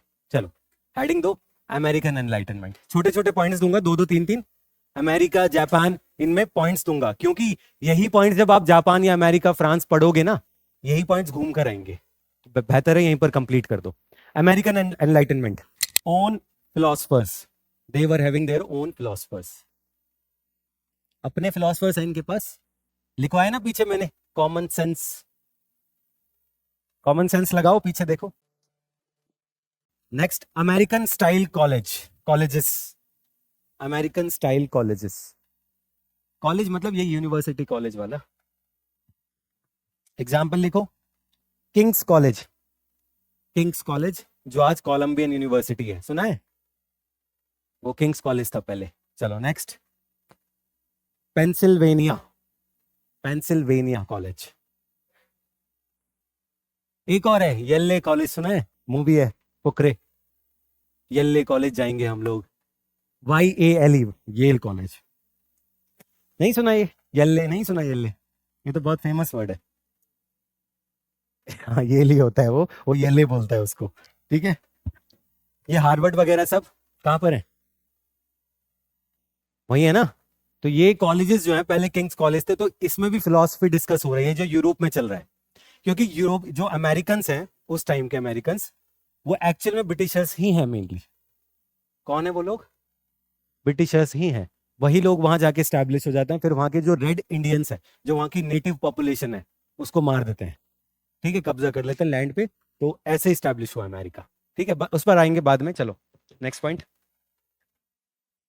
थॉमस जेफरसन, सुना है थॉमस जेफरसन का नाम, थॉमस जेफरसन, थॉमस, जफर भाई से याद कर लेना, थॉमस जेफरसन, थॉमस जेफरसन। इनके आगे लिखो, gave the idea of pursuit of happiness, कौन सा, परस्यूट ऑफ हैप्पीनेस, सुना है ना। इंडिपेंडेंस की जो स्पीच थी थॉमस जेफरसन ने दी थी, जब अमेरिकन रेवोल्यूशन शुरू होता है, तो जो उसमें स्पीच है परस्यूट ऑफ हैप्पीनेस की, वो कौन देता है, थॉमस जेफरसन, बहुत फेमस है। ठीक है, आप देख लेना अगर इंटरेस्ट हो तो। Pursuit of happiness. नेक्स्ट लिखो, American diplomats, American diplomats like Benjamin Franklin, सुना है, Benjamin Franklin traveled to and fro, to and fro, TO and fro, FRO, between America and Europe, traveled to Europe and back to America, ऐसे लिख लो, कुछ भी लिख लो अपने words में। ठीक है, टू एंड फ्रो मूवमेंट हो रही है उसकी, उधर जा रहा है फिर वापस आ रहा है। कौन, बेंजामिन फ्रैंकलिन। तो इससे क्या होगा, ये यूरोपियंस जो फिलोसफर्स हैं, मॉन्टेस्की वगैरह, उनके इन्फ्लुएंस में आएगा, उनकी फिलॉसफी के इन्फ्लुएंस में आएगा और वहां जाकर बताएगा। चलो, वो थॉमस जेफरसन की स्पीच ऐसे, we hold this truth that all mens, self evident truth that all mens are created equal for liberty, नहीं लिखना नहीं है, उसकी स्पीच है। तो स्पीच देखो, कुछ कुछ स्पीच आपको याद करनी पड़ेंगी। थॉमस जेफरसन की स्पीच अच्छी है। और एक और प्रेसिडेंट है फेमस, कौन सा है यूएस का, अब्राहम लिंकन। ठीक है, और अपना वो जूनियर क्या नाम था उसका, वो प्रेसिडेंट नहीं है, लीडर है। ठीक है, इन सब की स्पीच याद करना। ठीक है, ग्रेटर थनबर्ग की स्पीच इन्वायरमेंट के लिए, हाउ डेयर यू, यही है ना, यही सब चीज। तो स्पीचेस कर लेना, ऐसे के लिए बहुत काम करेंगी, फेमस लीडर्स की, गांधी जी, BR अम्बेडकर, स्वामी विवेकानंद। चलो नेक्स्ट लिखो, जापानीज एनलाइटनमेंट। हेडिंग कौन सी, एनलाइटनमेंट, जापानीज। इसमें लिखो फर्स्ट पॉइंट मेजी रिस्टोरेशन, सुना होगा मेजी रिस्टोरेशन।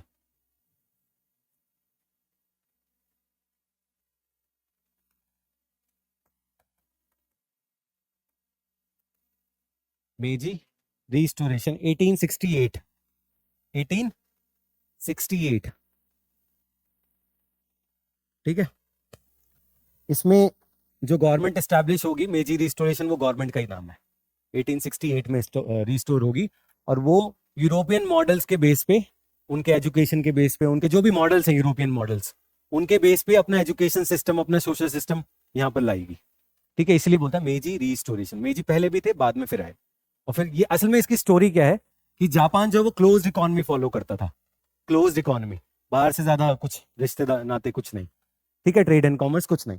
तो होता क्या है, जब अमेरिका एक वर्ल्ड पावर के तौर पे इमर्ज हो रहा होता है और इंग्लैंड ऑलरेडी होता है, इंग्लैंड फ्रांस, तो ये जापान को क्या बोलते हैं कि अपने गेट्स ओपन करो ट्रेड एंड कॉमर्स के लिए, यही होता है, ठीक है। उसमें फिर वही अपने वेपन्स वगैरह लेकर आते हैं, अटैक करते हैं जापान के ऊपर और उनको फोर्स करते हैं ट्रेड ओपन करने के लिए।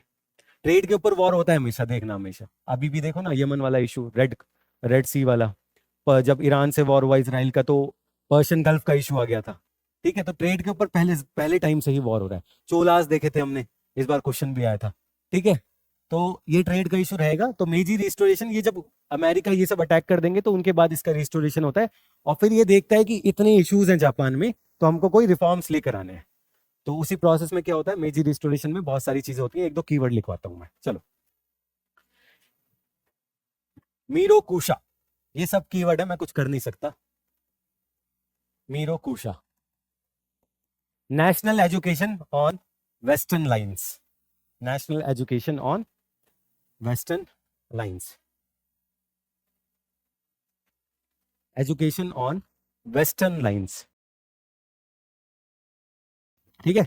दो चीज है, मीजो रिस्टोरेशन याद रखना और एक ये ऐसे वगैरह में कोट कर लेना। चलो, इंडियन एनलाइटनमेंट नहीं करेंगे हम, क्योंकि वो इंडियन रिफॉर्म मूवमेंट्स है, वो अलग पूरा टॉपिक करेंगे हम, तो उसको टच नहीं कर रहा हूँ। इंडियन एनलाइटनमेंट कैसे इमर्ज हुआ उसको मैं टच नहीं कर रहा हूँ, क्योंकि वो मॉडर्न इंडिया में पूरा टॉपिक है, ठीक है। अगर आप दिल्ली जैसे शहर में बजट में आईएएस की तैयारी करना चाहते हैं तो इस वीडियो को एंड तक जरूर देखें। ये है बनो आईएएस।